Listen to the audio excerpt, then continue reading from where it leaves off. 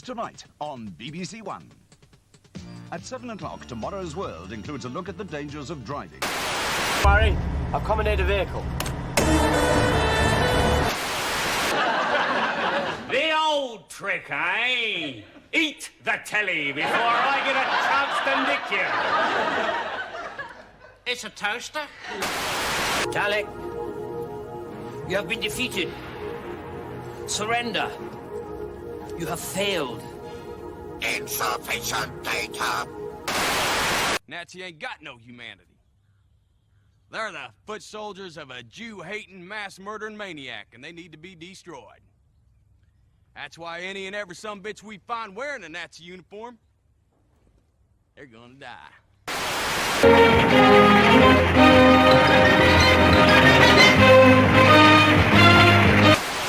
Is this world protected? But you're not the first lot to have come here. Oh, there have been so many. And what you've got to ask is, what happened to them?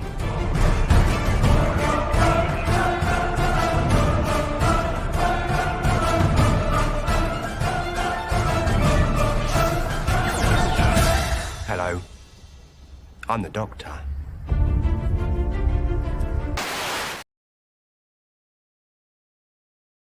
Really, I got going there with my intro. Yes, indeed, and then I noticed I wasn't there. Again, rule number one of podcasting: make sure your camera is turned on. Right, make sure your camera is turned on. Always good advice, ladies and gentlemen. Except you're a kid star, turn your bloody camera off, mate. So, man, I was watching that the Doctor Who intro bit, where they had all the different doctors and Matt Smith. I mean, that's all fantastic, right? Like that's when Doctor Who was awesome. But, I was thinking, wouldn't it be great if in times of turmoil, as we're in right now, and we are, holy shit, is it bad news in England? It has crashed and burned faster than I could possibly imagine into like this totalitarianism, right? Like communist style, Chinese Communist Party style dictatorship. It is so fucking freaky, right? It's so insanely freaky. And actually, I think this might be good news, ladies and gentlemen. By the way, little can of duff there. Oh, if only we had some real duff, that would certainly do the trick. That would make my life. Well, I need more than one can, but yes, that would certainly do the trick. It's gone insane. Yes, I was watching the intro with all the Doctor Who's. I'm thinking, yeah, well, wouldn't it be great to be able to just sink into a nice episode of Doctor Who and forget your woes, right? Wouldn't that be great? No, can't do that anymore. We've got to cast somebody completely wrong for the role and write shit. Oh, she's back.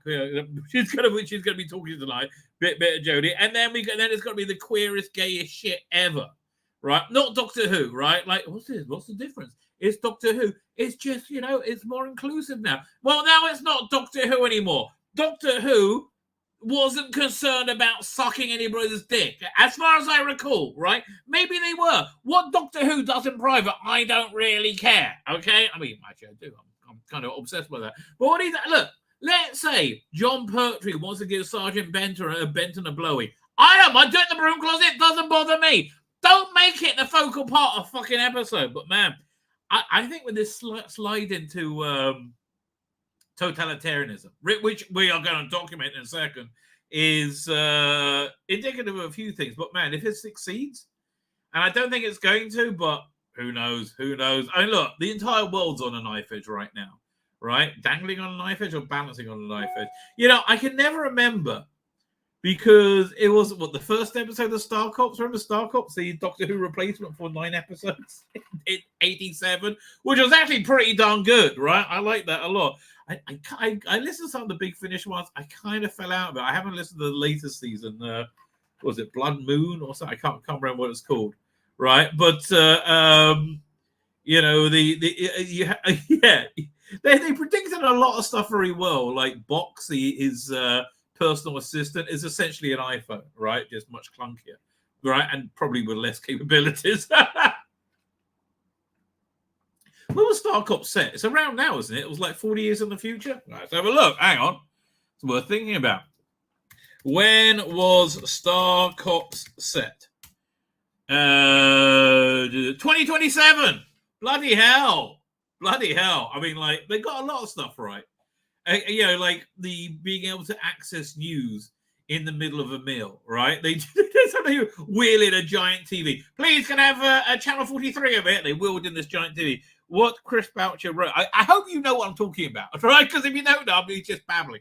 Probably that. Anyway, the what Chris Boucher wrote in the script was it had like these Chinese style screens around the table, right? And you could touch this, and they would tap the screen, and it would turn into a TV? But really, Box would have just played it.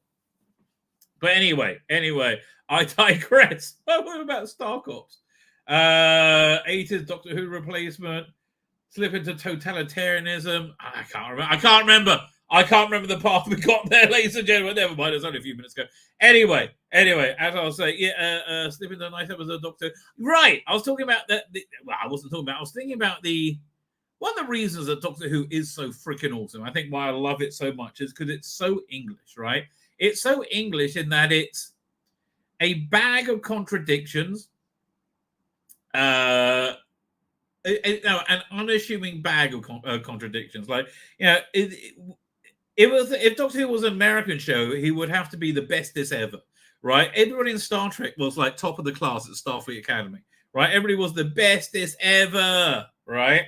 Doctor Who like failed and then left anyway because he couldn't be asked. Right, I like that a lot. I think that says a lot about confidence. I think it says a lot about Britishness, and I think that Britishness will be lost if this totalitarianism really comes into play. If it really rests. I don't think it's going to, though. Right? I don't think it's going. Well, I'm like naturally an optimistic soul, but no, I don't think it's. Oh, I say I'm supposed to invite somebody. I just don't think it's going to land. Right? I think. It's not possible in the age of social media. Let me just send this. Doink. That's that done. Yeah, I think in the age of social media, it's just not possible, right? It's which is good about man. Are they trying? Right? Are they trying? So anyway, let me get you all up to speed. If nobody's got any idea what I'm talking about. Where I'm up to. So I don't even know where to start. I think this is a good place to start. Share screen. Doing. I wish I knew who did this because it's brilliant. I mean, it's AI, but it is totally brilliant. He was only 40 years out, ladies and gentlemen. Yes, he was, right? I mean, that seems to be exactly where we are. So we had Keir Starmer's been in power for what? 1 month and 4 days, and he's already started a race war. Now, why is there this insanely heavy-handed approach going on, right? You saw riot police go in and seemingly agitate a peaceful protest outside Downing Street. And, we have these new draconian laws that are coming in. I think because he's shitting himself. I think Keir Starmer is absolutely shitting himself. That's why he just can't cope. He can't cope and he can't deal.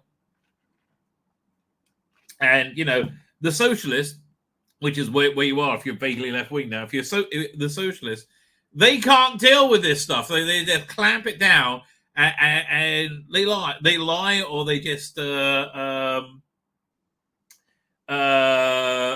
was that thing? Did I download that one? How? They just lie or they... oh, man. I hope I downloaded that thing because it was really, really good. Hang on.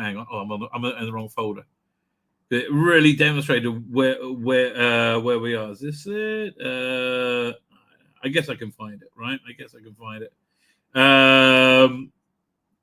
Yeah, no. Oh, damn. That's so annoying, right? It's on... I think I find it in my YouTube history, right? Because I think that's a very good place to start. So, yeah, there's this weird denial of a two-tier policing approach when literally everybody can see it. So what they have to do now is clamp down anybody questioning the narrative because the narrative is so obviously wrong, right? The narrative is... Oh, here it is. The narrative is so obviously insanely flawed.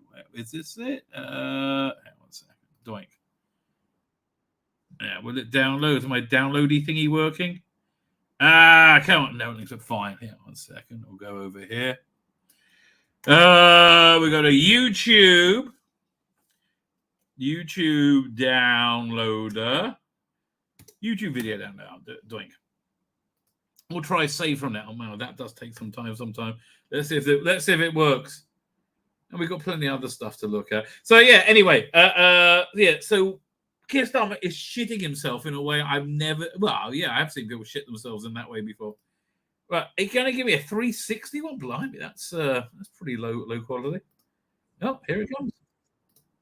Fine, save video as doink. Fine, there we are. And I had everything lined up for this show. That's one of the main things that I wanted to start. I can't believe I didn't have that. So yeah. The police seem to be dealing with protests essentially born from a frustration with uncontrolled immigration, right? Now, uncontrolled immigration, which is what we have. I think we don't have it in Israel. You have it in America. You have it in England with the small boats, and also like massive immigration, right? So like legal immigration. So I think in the last 10 years, basically since Tony Blair, is it 10 years or 15 years? Since the Blair government, the population of England has grown by 10 million, right? That's quite a lot, right? That's quite a lot, but yeah, means that normal population growth. Well, apparently, and again, I haven't confirmed these statistics, and I believe they're correct because I heard Nigel Farage saying it on GBTV, and he's going to be raked over the coals for whatever he says. He says like 85% of that is from immigration, legal immigration.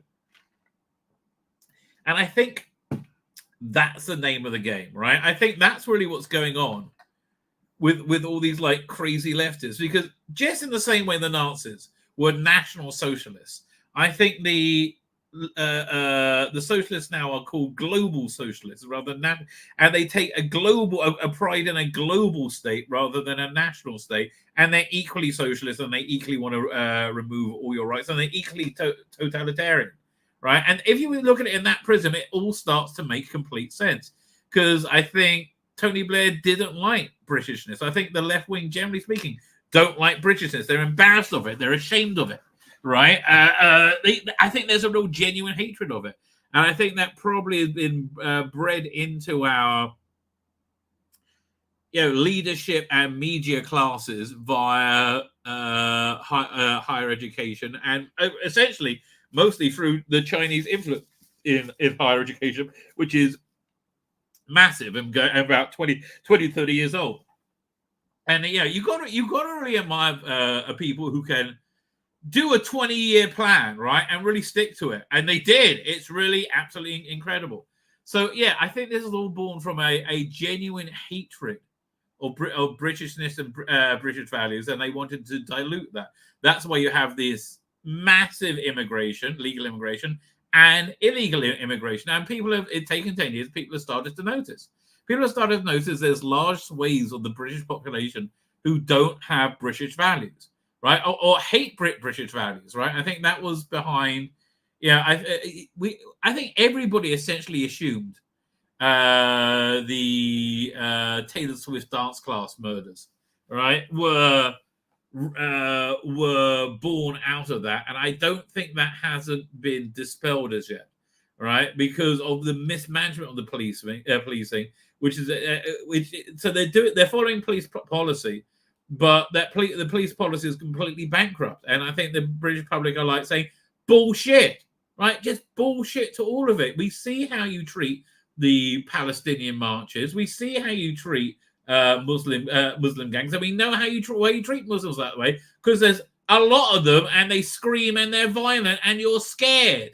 Essentially, there's partly that. Partly for the last 20 years, they've had radical Islamist, not educators, advisors to every peer of society. And again, look, I think that speaks to the greatness of Britain and British culture, in that they are a welcoming people. Like, the British are a very welcoming people, and they want to make the new arrivals feel at home, right? They want to make them feel comfortable, right? And I just think these new arrivals are from a culture that will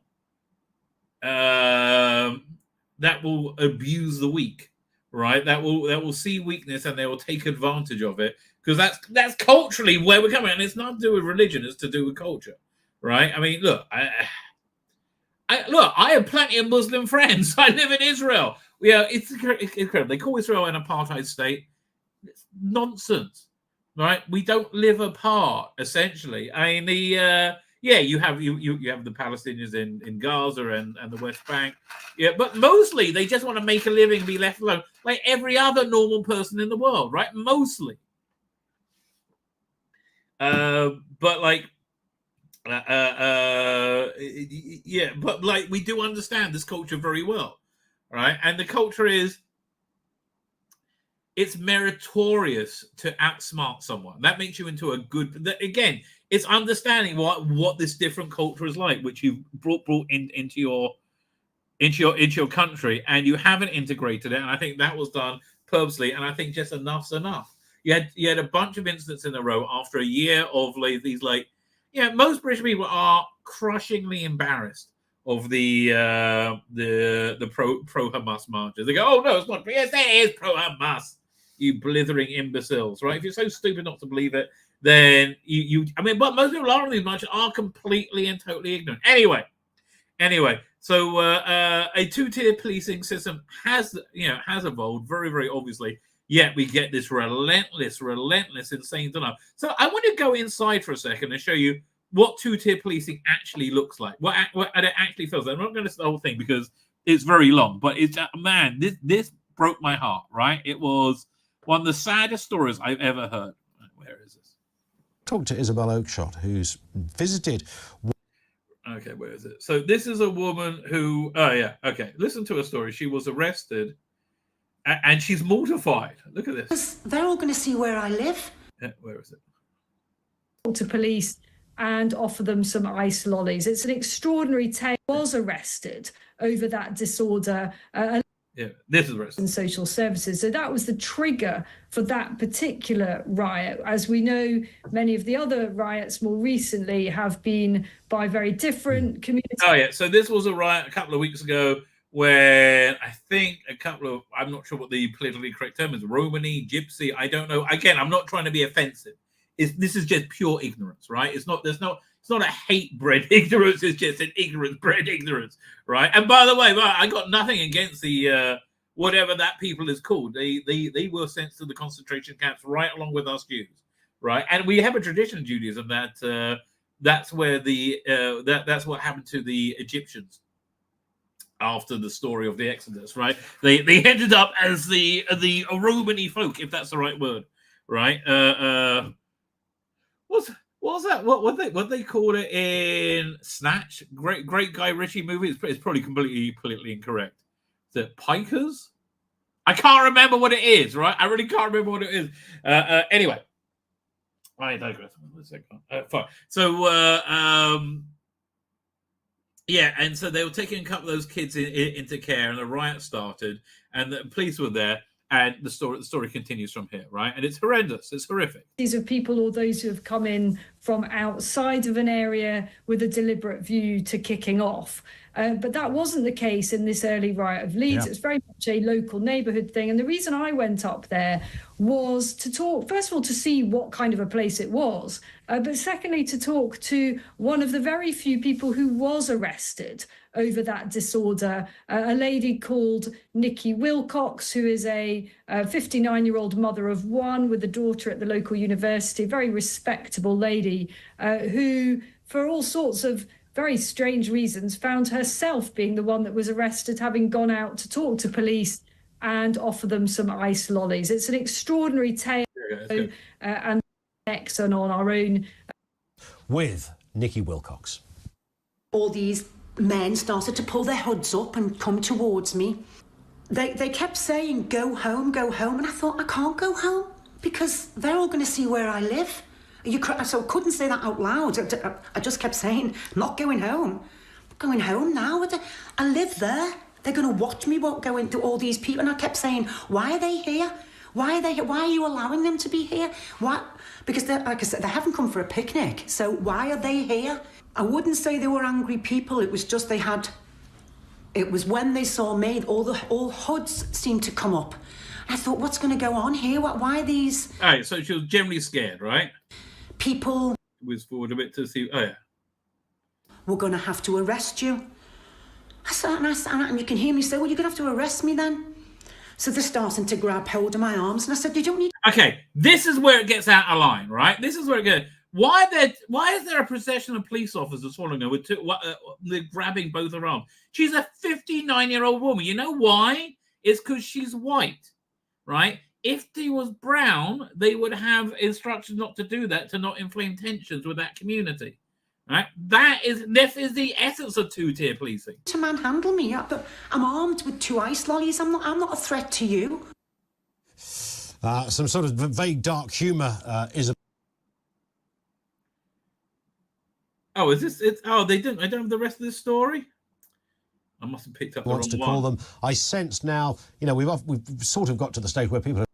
How? Let me see if I can find the full version of it, because it is like when she tells you of her treatment, it's like, and you can see this is genuinely a good, nice woman, right? Like again, she went out to give these people the police isolers because they were standing out in the heat, and she felt bad for them. Right, like a normal, decent human being would do. So they arrest her, and they treat her terribly. They keep her in a cell overnight. She's never been in a police station before. She's terrified. Right, they take her clothes from her. Right, like for nothing, literally. And that's the point. It's the intimidation, and there's so much intimidation going on. Like this, I found perhaps the most intimidating. Where is it? Yeah, look at this. Incitement to racial hatred involves publishing or distributing material which is insulting or abusive, which is intended to or likely to start racial hatred. So if you retweet that, then you're republishing that, and then potentially you're committing that offence. And we do have dedicated police... They're saying, shut the fuck up. Stop sharing this. Stop talking about this. Watch the BBC. That's what we're telling you is truth. And if you go against it, even if it's not true, then I don't care. You're going to fucking jail. That is very clear. On the very least, you're going to be in court, and it's going to suck all your money when you're going to be homeless. That is entirely what he's saying. Officers who are scouring social media, their job is to look for... Haven't been able to arrest any of the rape gangs as yet, have they? No, but they can scour social. Why? Because it's safe. Because they know they're not going to face a sea of people attacking them. This material, and then follow up with identification arrest. Well, what's the material? You better be pretty crystal fucking clear about this. And so forth. So it's a really, really serious. People might think they're not doing anything harmful. They are. Okay, you might not think you're doing anything harmful, but you are. And the consequences will be visited upon them. Right, exactly. Those consequences that we haven't seen visited on anybody with relentless social disorder over the last, years? At least a year, right? And this bizarre wall of saying there is no two-tier policing, there is no two-tier policing, and again, this really bizarre thing of saying that we're going to lock you up. We're going to lock you up if you resist or if you complain in any way. We're going to call you racist and we're going to lock you up, and there's nothing you can do about it. Right? That is the most horrifying thing I've ever seen. Right? Coming out of England. Right, and I just don't think it's going to fly. Right, I don't think it's going to fly. Nigel Farage, who's being roundly blamed, Nigel Farage, and this all things set up to arrest Tommy Robinson and throw him in jail. He had 2 successful march, right, a peaceful march, and they're going to throw him in jail, saying you're far right. You know what this is like? It's like just before World War II, when Germany and Austria were going to reunify. So you had the fascists and the communists. They both hated each other, and they're both basically the same, right? They both killed about the same amount of people. I think communists probably killed more, right? But they both hated each other. So before the vote to reunify, they put all the, I think this was a story, they wrote all these messages all over the roads, all across Austria, right? And so they came and said, look, the evil communists have done that. You know what we're going to do? We're going to make the evil communists clean it. You know what evil communists, who they decided who were the evil communists? It was the Jews, right? Normal Jews forced out their homes to clean the street because once you label someone deplorable, you can do whatever you like to them, right? And that's exactly what's happened. That's what's happened to Tommy Robinson. That's what's happened to anybody who dares share things like this. Here, 1 second. Where's okay? So the last night there was, and again, this was clearly not true.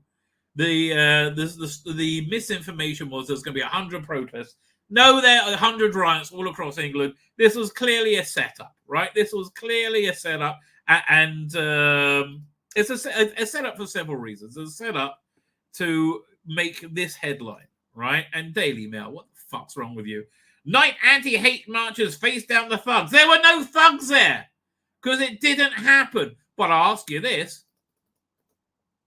Who paid for all these placards, right? Who paid for them, right? I see they managed to either AI or Photoshop out all the Palestinian flags, right? Because let me tell you, if you're in one of these peaceful marches with a Palestinian flag and you're a Jew, you're going to get your shit kicked out of you, right? And yeah, this is what we've seen. Mostly peaceful process. Diversity is their strength. Far-right terror. Exactly.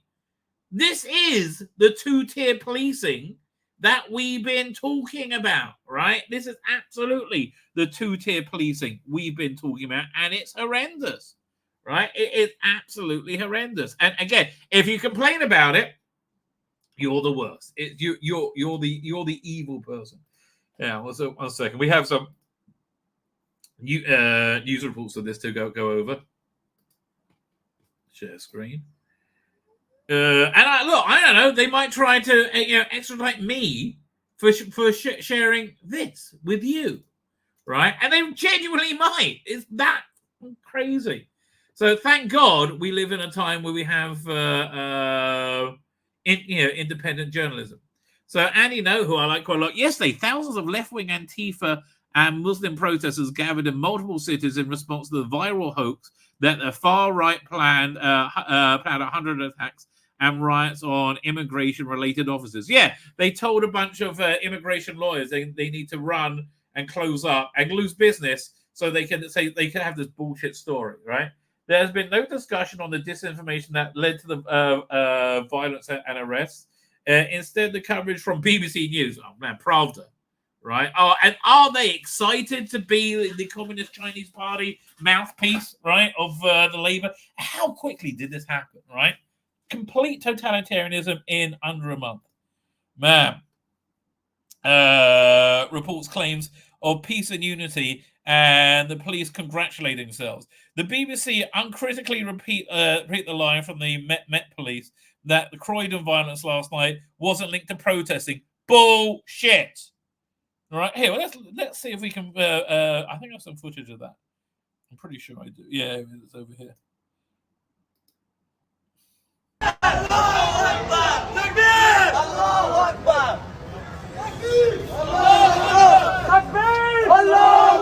Yeah, really. Right. I mean, honestly, we know you're full of shit. Okay, you're just trying to scare people into keeping quiet, right? You are just trying to scare people into, into shutting up. Oh, and again, Keir Starmer, this is just terror, right? I'm from his, but it's absolute terror. I just closed the wrong screen. Here we go. Doink. Let's keep this going.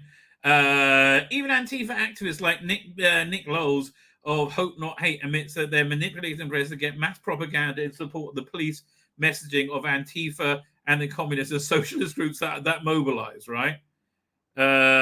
Successful night, Met Police shows they mostly peaceful rallies across England. Mostly peaceful, right? No, they weren't, right? No, they weren't. They were, quite horrendous in many ways. So there was this guy over here. Where is it? Doink. Yeah, this guy over there. Walsall. Again, I know people who live in Walsall. A leftist protester said he was with the TSSA union, said that it's disgusting, Nazi fascists. Again, once you label someone, doesn't matter who or what they are that thing, right? Nazi fascists mean to cut all their throats and get rid of them all. I know that's what you want, right? We all know it's what. Reporter Harry Lau 49 says the people gathered were preaching a message of peace. Really, Harry?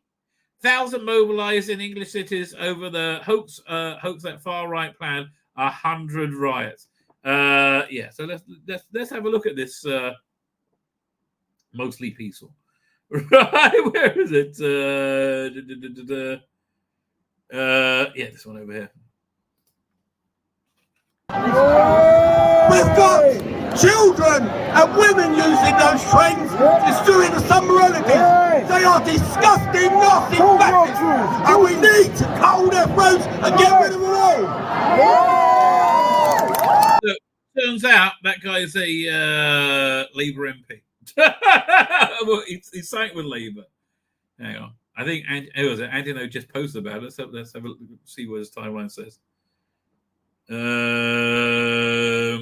This guy, again, I don't know. I mean, man, look how quickly this went down. So look, he's probably a racist. I don't know. There's no way of I don't know who to believe. Right? I don't want to believe the police. I don't want to believe. I don't want to believe him. I don't know who's. A man who was gesticulating and shouting at the police at the protest turned. I mean, look, they did burn down a migrant hotel, which is like that's just off the rails. That's crazy, right? The massacre in Hartlepool, England, has been sentenced to 2 years in prison, right, after he pled guilty. And again, this is to silence you and intimidate you. Is this the guy? Now some earlier. Apparently he's been arrested though.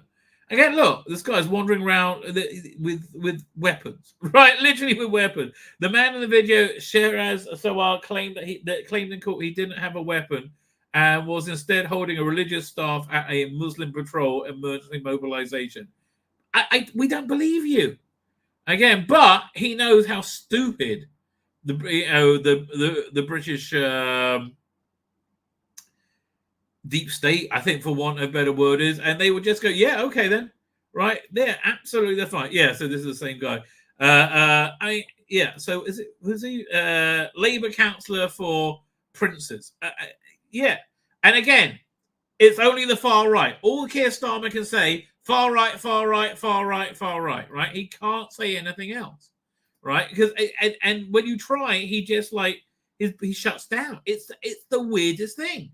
I mean, genuinely the weirdest thing. But I think, look, I think that's why they're not reconvening Parliament, where they really should do, so he doesn't have to face any questions. See what Nigel Farage just said. Dangerous times, it seems, right now, and I want to start by saying that you have been the subject of an awful lot of accusations over the course of the last sort of several days, and I suppose since a week ago Monday. I mean, you've been accused of starting riots, you've been accused of encouraging riots. I mean, and your own safety is at stake in this as well, right? Some of what's been said is absolutely disgusting. Yeah, it's cowardly. Yeah.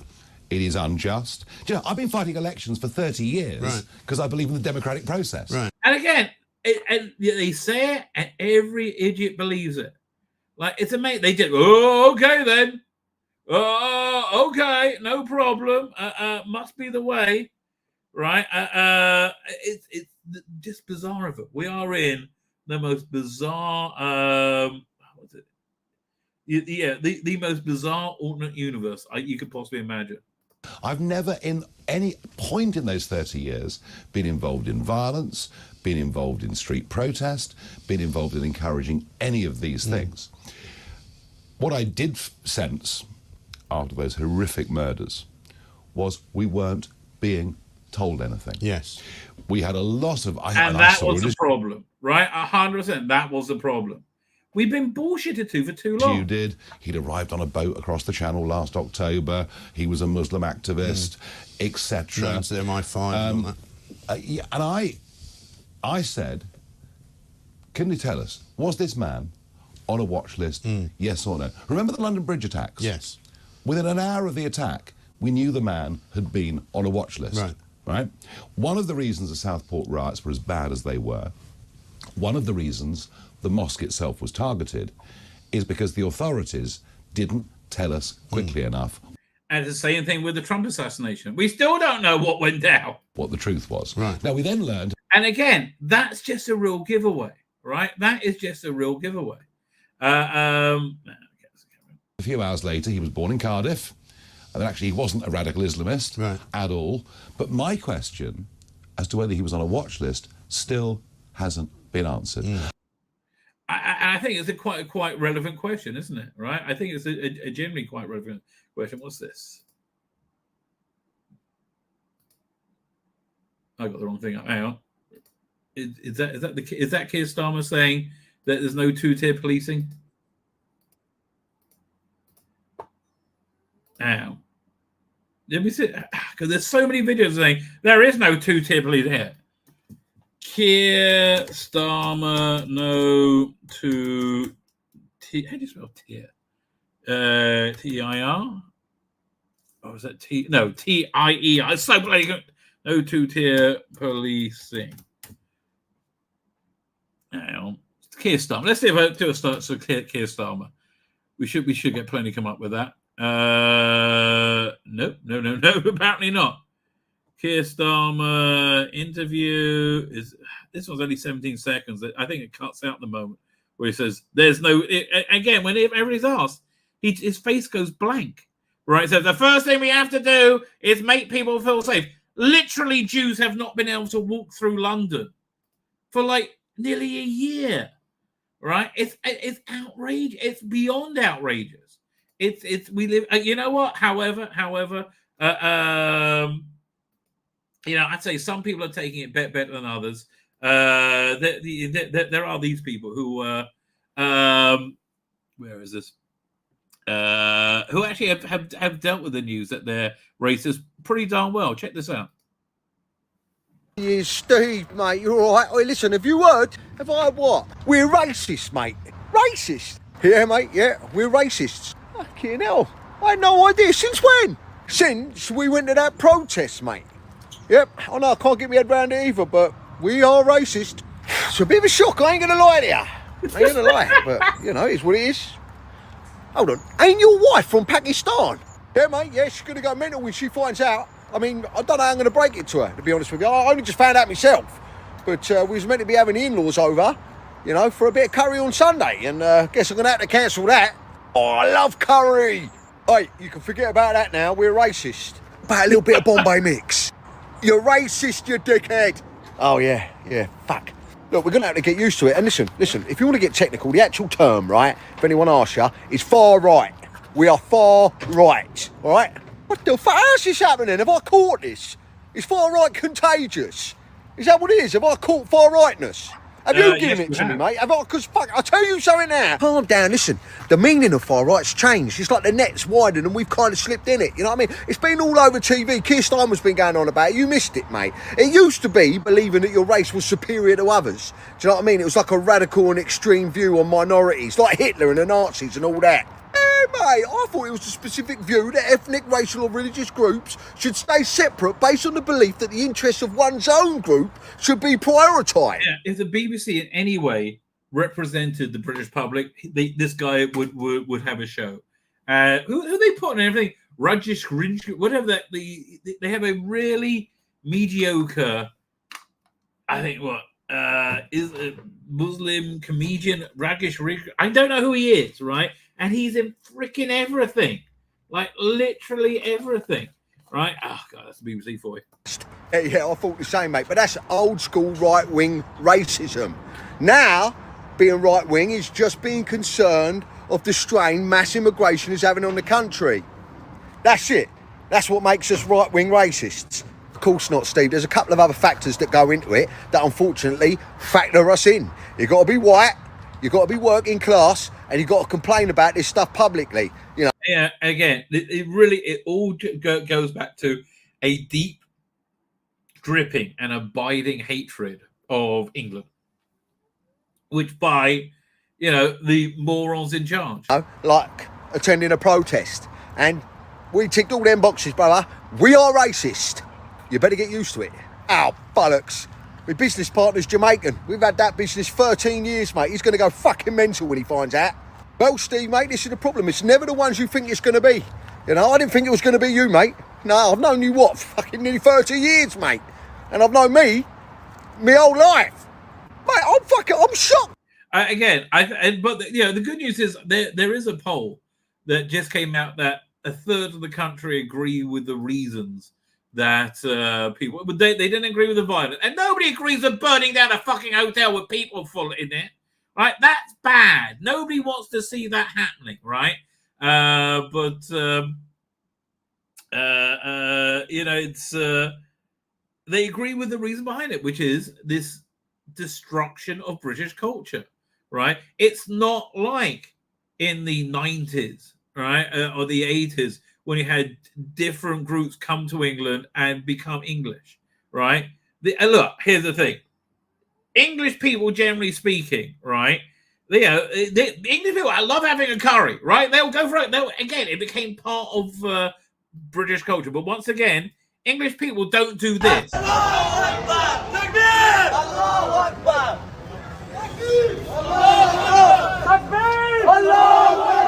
But again, this has just been a wet dream for the left wing, right? An absolute wet dream, because they live in this bizarre world where they're under a threat by evil racists everywhere. Now, finally, there's been, an act of racism. They go, yes, now we can clamp down, right? But here, this song really explains what's going on. Have to insist on our borders. There is something racist about that. Right, so you believe that people who, like Tim Montgomery, say there should be managed or strong national borders are implicitly racist? I think there is...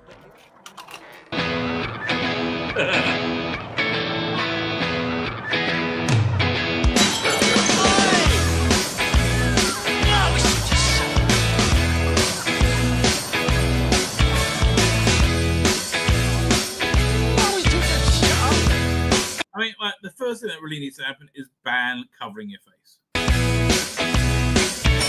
Intolerance is a preference of the far left, which portray everyone else as far right. Corbyn's poo tastes adorable, and if you dispute that, you are known as far right. John's been sniffing glue. He gets frustrated that there aren't enough immigrants. They love a bit of it. Far right. Who's that gut lord marching? You should cut down on your pork life, mate. Get some exercise. All the people, all the white people, and they all get slandered and branded as being on the far right.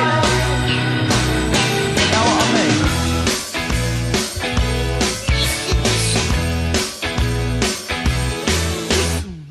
I get up when I want, except when there's a call to prayer at the local mosque. Far right. I put my trousers on, I go on Facebook and I complain about the noise. Far right. I feed the trolls, I sometimes feed the feminists too. It gives me a sense of enormous well-being. Far right. And then I'm happy for the rest of the day. Yeah, this happened. This was from about 6 years ago, I think. By the way, things have not got better. Safe in the knowledge that a social justice warrior has been triggered. All the people. All right, it's kind of been. There's another clip which I thought I bookmarked, but I didn't. I'll try and get that for you on Saturday. Which is the guy who normally does the police, PC piss spot. He did another one with a different character. That was very funny. Meanwhile, in America, it's equally bad, right? It's equally bad.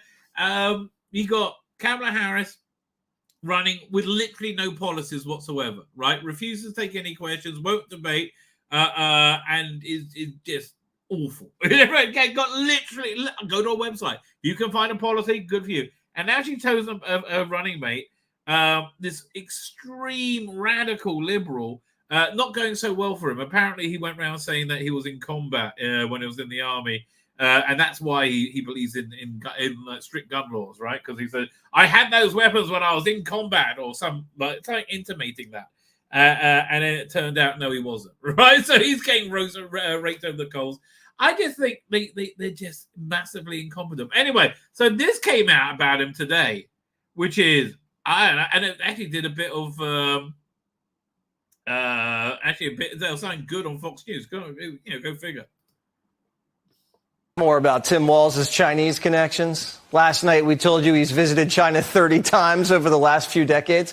He went to China for the first time in '89 through a government program sponsored by Harvard. And when he came back, he spread Chinese propaganda. Quote, I was treated exceptionally well. All right, let's go forward. Jesse Waters. I did Waters. Is it Waters or what? I know. I think it's Waters, right? He. I didn't realize this because I constantly watch Mad Men, right? I kind of watch it on a loop. I love Mad Men. It's just one of the greatest character studies, or multiple characters I've ever seen. It's really fantastic. There's a character in it called Bob Benson, comes in the 6th season. He really reminds me of him. They are such kind, generous, capable people, and they just gave and gave and gave to me. Going there was one of the best things I've ever done. Waltz loved his time in China so much he got married on the anniversary of the Tiananmen Square massacre because he always wanted to remember the day. Okay, go to China being dined by them, that's one thing. Getting married on the anniversary of Tiananmen Square on purpose, and if you're my age, you remember that really well, is not a good look. For his honeymoon, he went back to China, and he took his high school students with him, which would usually cramp your style on a honeymoon, but to each his own. He started a travel company that would send him to China with a bunch of American students every year, and his trips were funded by the Chinese government. Yeah, this guy is very connected to the Chinese. Local Chinese kids knew Walz. They called him the big-nosed one and foreign devil.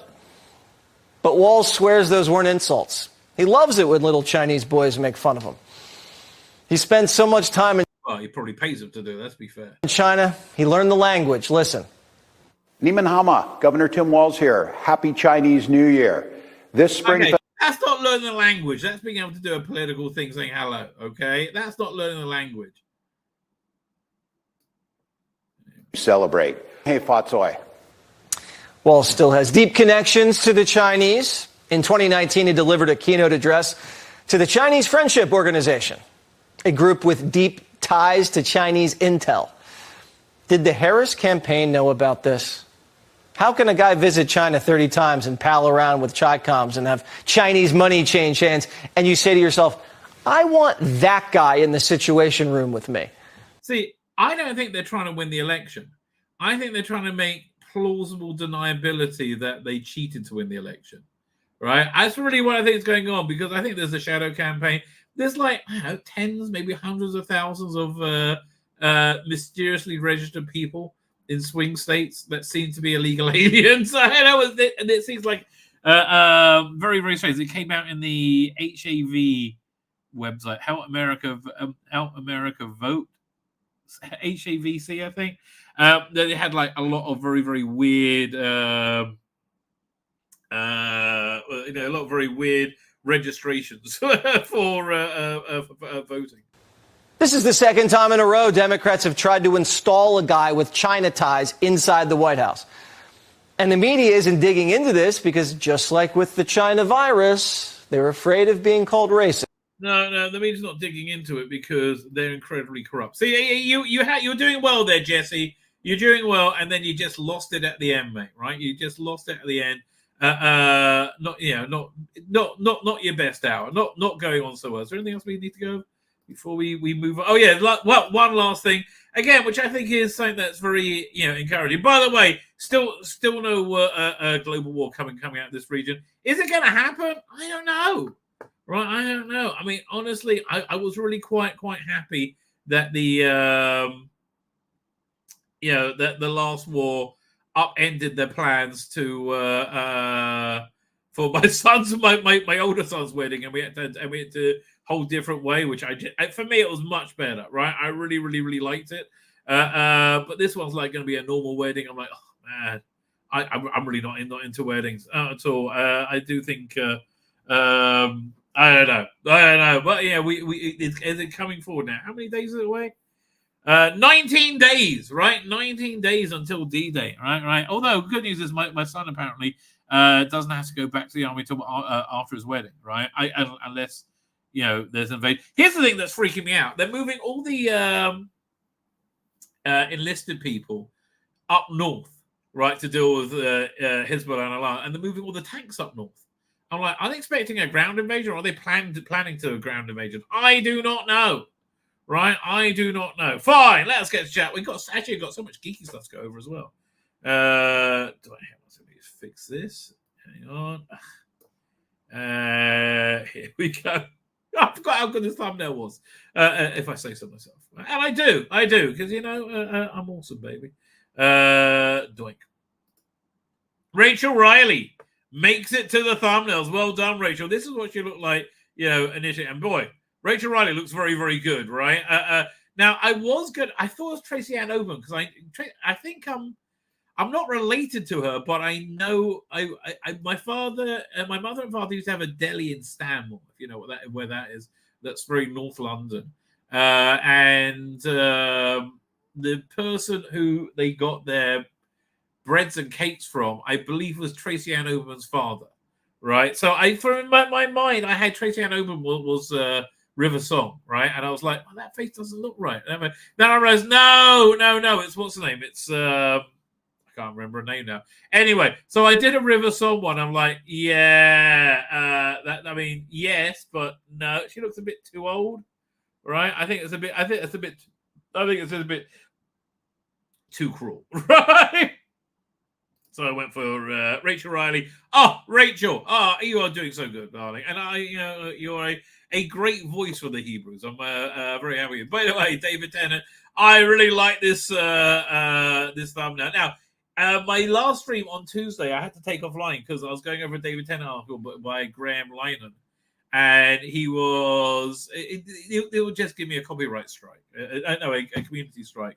And I believe today my last community strike is actually coming off as of today. Maybe even off that. Let me check if it's off yet. No. I'll probably have to wait till midnight, right? So so I wanted to be careful. However, if you watch this video, you can go over to Rumble or X and sign up my Substack. You get it was a direct link to it. You get it. But I recorded like a half hour of new material at the beginning. Anyway, we got a lot to get to. Jodie Whittaker. Oh God, we got to talk about Russell Davies. More talking shit. I mean, how much shit can one guy talk? It's unbelievable. But yeah, look, I think this thumbnail says, there is no two-tier policing without fear or favour. No two-tier policing without fear or favour. Rachel comes in. You do know it's been dangerous for Jews to walk the streets since October the 7th, right? Stop provoking peaceful protests, Zionist scum. Yes.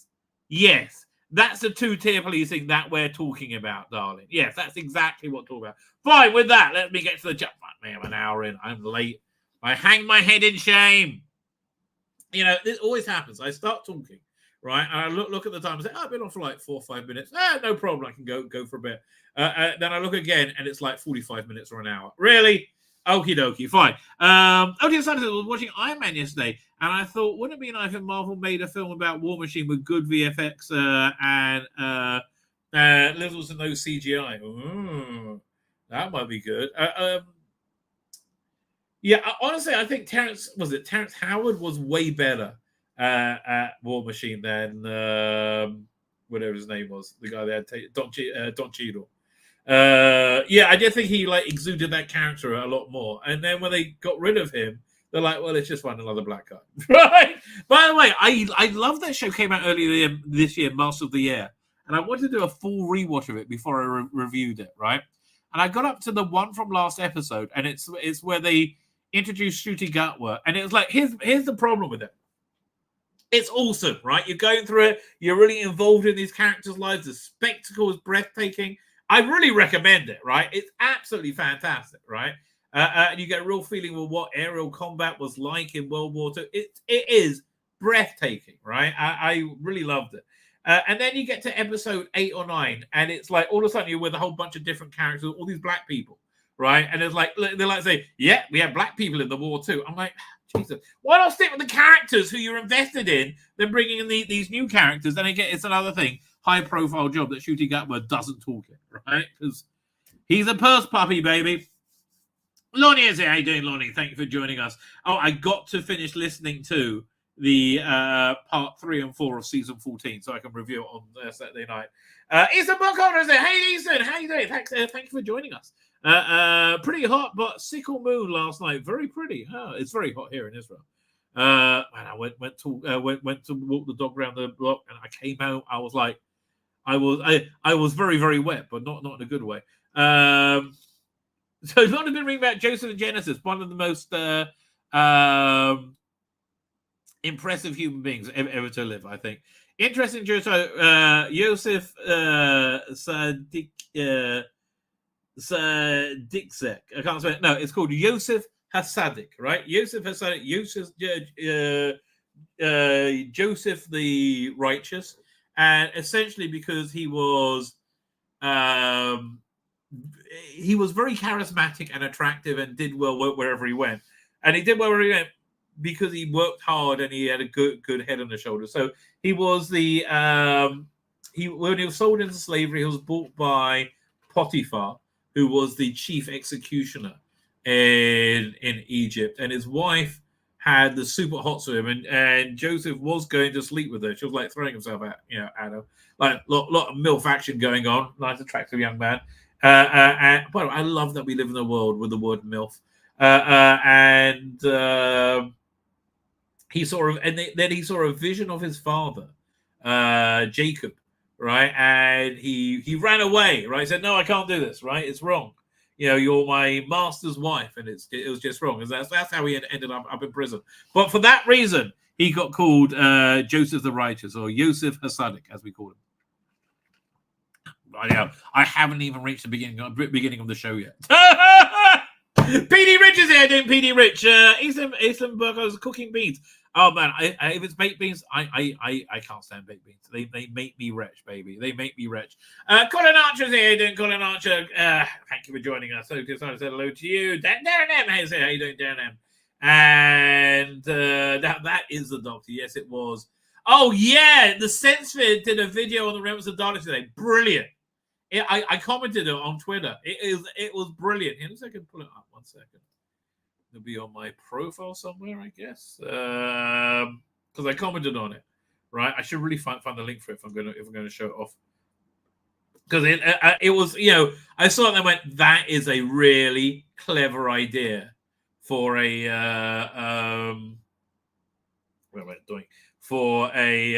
stream. Yeah, and I think, wow, this is a strand I've got to pick up on. Here it is. 1 second. Doink. Where is this? I'll go over here.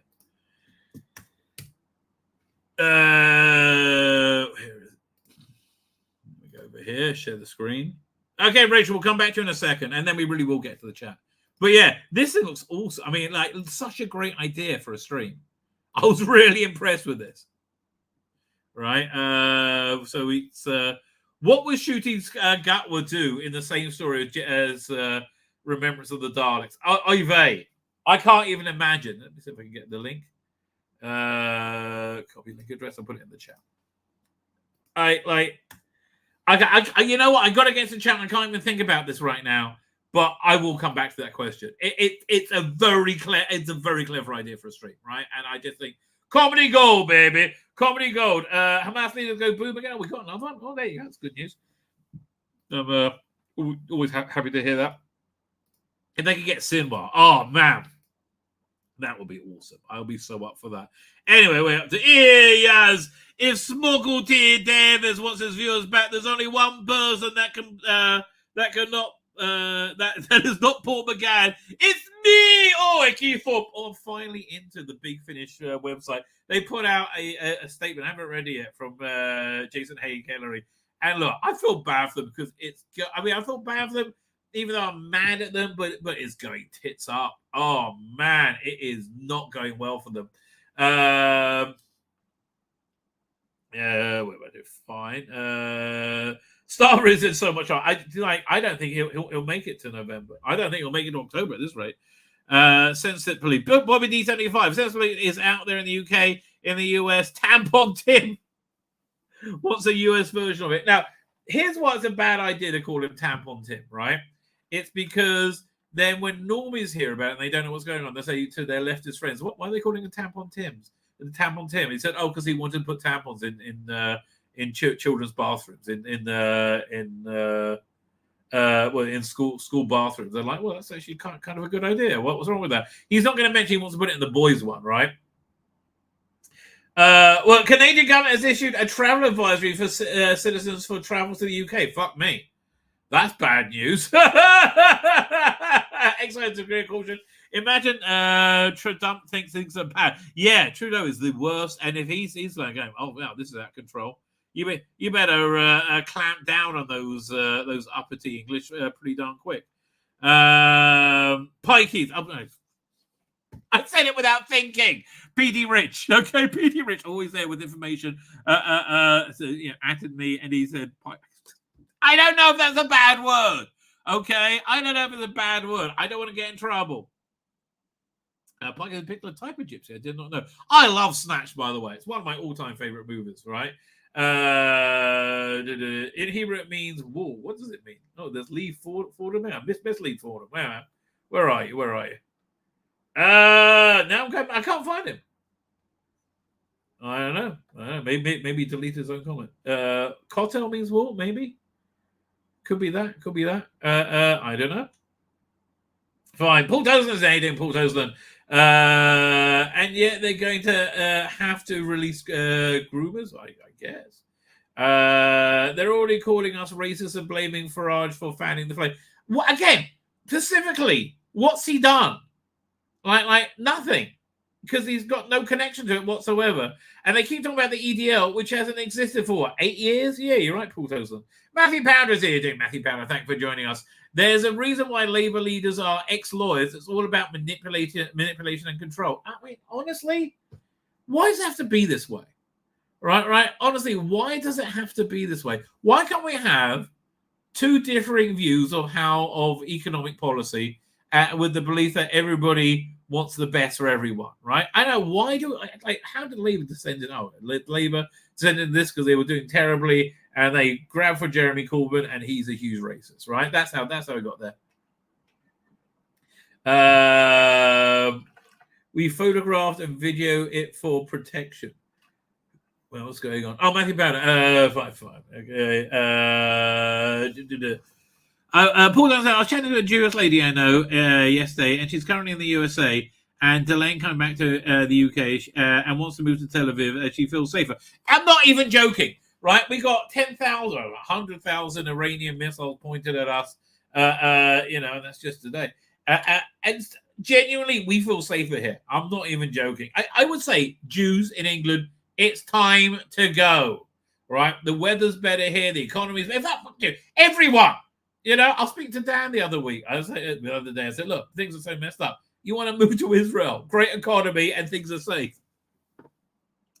Bet they all vote Labour. Bet they do. Tzvi Lebetkin says, Colin Archer, the one thing the authorities will never do is admit the underlying cause of the unrest. I know, but why not? It's good because they, because, 40 years out, Matthew Bounder. Was it 84, 94, 2004, 2014. Yeah, 40 years out. Oh, I hope I got that right. 26 months for shouting. Well, I don't know what he did. That's the thing. I can't say, oh, that's disgraceful. Maybe it was burning down a hotel. I don't know. I genuinely don't know, right? But yeah, they'll never talk about what the underlying cause is because they want the underlying cause, which is the eradication of British culture and British values. That yes, they do want that. Again, it's not national socialism, it's global socialism. It's not national socialism, global socialism. The soy boy cried, no two-tier policing. He is so sorry. Ramesh Masturbation and Bitch Ruddle Howard. I don't know who they are. But Ramesh, I can't know the second name, right? But they have it on literally everything. I know. But that being said, somebody threw to me. Who was it? Oh yeah, no. Rusty Davies thought what's his name would have been on the shortlist for the 15th Doctor or whatever number it is. I've lost count for the shooting outward Doctor. Hey, Hamish, I can't remember his name, but he would have been freaking awesome here. Was it? I'll look it up. Was it yesterday? Yesterday, which I never saw. I really wanted to see it. Yesterday, Moving, a film starring. Hamish Patel. I think he would have been great as a Doctor. I really do. I think that would have been such a great piece of casting. But it would have been super gay. That was, again, I think that was very important to him, right? I used to know Joseph the musical from start to finish. Oh, Miniver City is. Oh no, is Joseph Miniver City? No, that the rocking and the rolling is a terrible thing. Is that Joseph?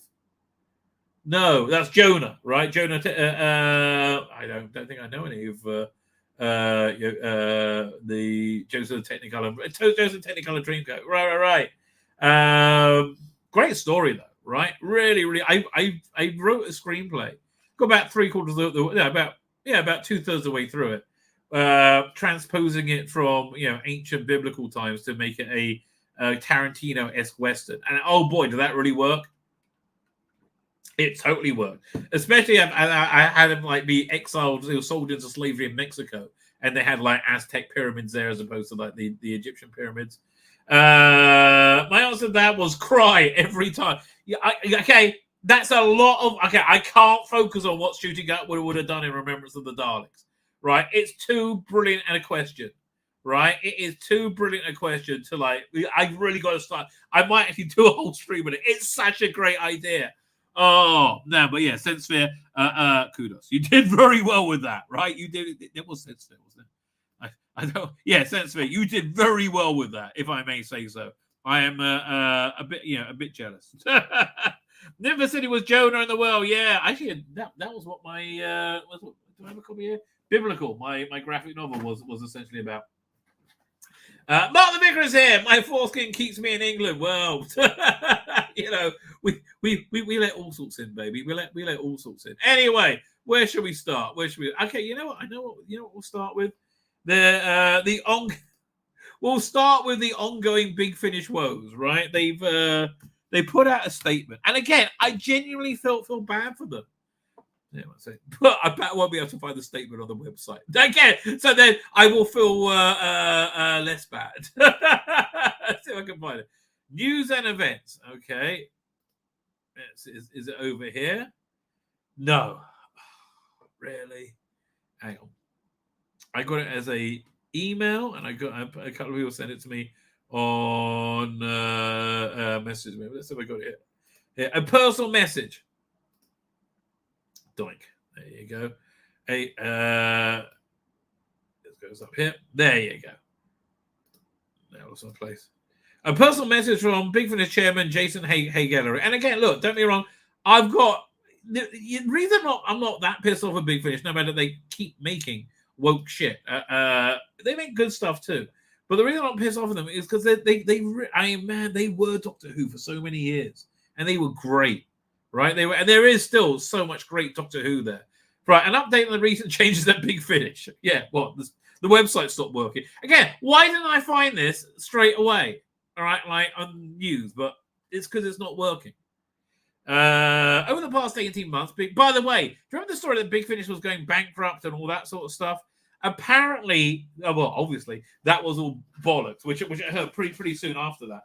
That was all bollocks, and this is the money they were borrowing or doing something with was to upgrade their entire operation. The last part of it was a new website, right? So this is and this last part just was a disaster. Fine. Over the past 18 months, Big Finish has undergone a transformational change. We have introduced several new systems which control essential business functions of Big Finish. So there's like, the boring businessy stuff, right? I'm like, whatever. Right. I mean, I just wish they had equal focus on the content, which has been. I mean, it's this year's been better than most, right? This year's been. Can I look at the? See, here's the other thing. It's all coming soon. I used to like it that you were able to see what came out this year. There's so much missing from this website. It's unbelievable. These systems, which include stock control, dispatch and shipping tracking, payment gateways, and accounting, email, and customer service tools. And I say, look, I think the customer service was completely overwhelmed, and I think they were somewhat overwhelmed with the I think probably mass cancellation of Once and Future. You know, so but I think again, they're a small company, and I like them, right? I want them to succeed, right? I wish they would stop being woke, but I genuinely want them to succeed. They're all vital upgrades needed to ensure that we can continue to fulfill orders to our customers, and all the new behind-the-scenes systems have been tested for many months and are now working seamlessly. Well, all that's going well, unfortunately. The final action of this transformation was rolling out our new front shop. And why? Why didn't they keep the old one up at the same time? I don't know. Website and app. Okay. Unfortunately, it is very clear that a number of mistakes have been made. In particular, the migration data has not gone as planned. The browsing experience of the website and app is proving to be a frustration. I sincerely apologize to everybody who has encountered difficulties accessing their purchase library since the relaunch. I mean, yeah, I couldn't get to it for a week. Or feels let down by how we've managed the process. Again, look, I don't think this was malicious. I think there's probably some bad management involved along the right. I mean, that seems reasonable without having any knowledge of the situation. Or it could just be bad luck. Well, it's probably like a combination of bad luck, right? Bad luck and bad management, right? But again, you know, it's... I don't want to beat them up over it. I know from seeing the many messages coming via email and social media that these updates are a cause of worry and concern to many listeners. I wasn't worried or concerned. I just thought, can you get it working, please? I would like to reassure each and every customer that no purchase will be lost. I believe that. All the data is safe, and we're committed to improve the functionality, accessibility, and reliability of the website, whatever it takes.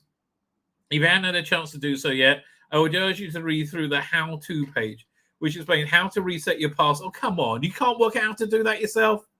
I couldn't do it because my password I had set for it is a password for an email. Email I had set for it is an email I don't use anymore. We could not carry across the process of these details in upgrading the requirements of data protection law. That's interesting. It's not possible to browse your purchased items in order of new releases without completing these steps. Okay, fine. We will keep updating the work in progress page with known issues and a timetable for improvement. As you might imagine, Big Finish customer service team is currently inundated with messages, and they're doing their best to answer all queries. I understand you're frustrated, right? I understand people are frustrated.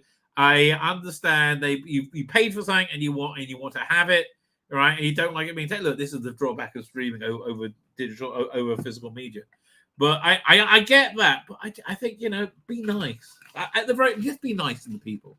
Right? Be polite and understand they're in the middle of a nightmare. You know, that's essentially the truth.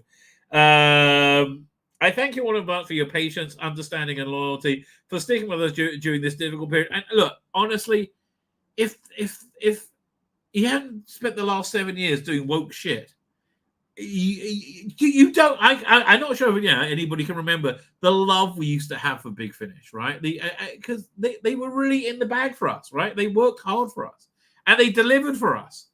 It's just, I don't know. They're also actors and lovies, right? And so they can't. Look, they can't conceive that Brexit might have been a good idea. They can't conceive that Donald Trump was a good president, even though every metric tells them, right? They just can't conceive of it. Finally, and let me restate how deeply I am sorry for the inconveniences so many of our loyal listeners are experiencing at the moment. I completely recognize a very valid frustration for being stressed, but don't go around burning down in migrant hotels. And I hope you can bear with us as we try our utmost to find the best solution to bring you to the best website and app experience at Big Finish. Yours sincerely, Jason Hey Gallery. I think it's good that they addressed it. It's not a personal message. It's like, this was to everybody. It's not a personal message at all. So yeah, look, I think they got somewhat scuppered at being in the world of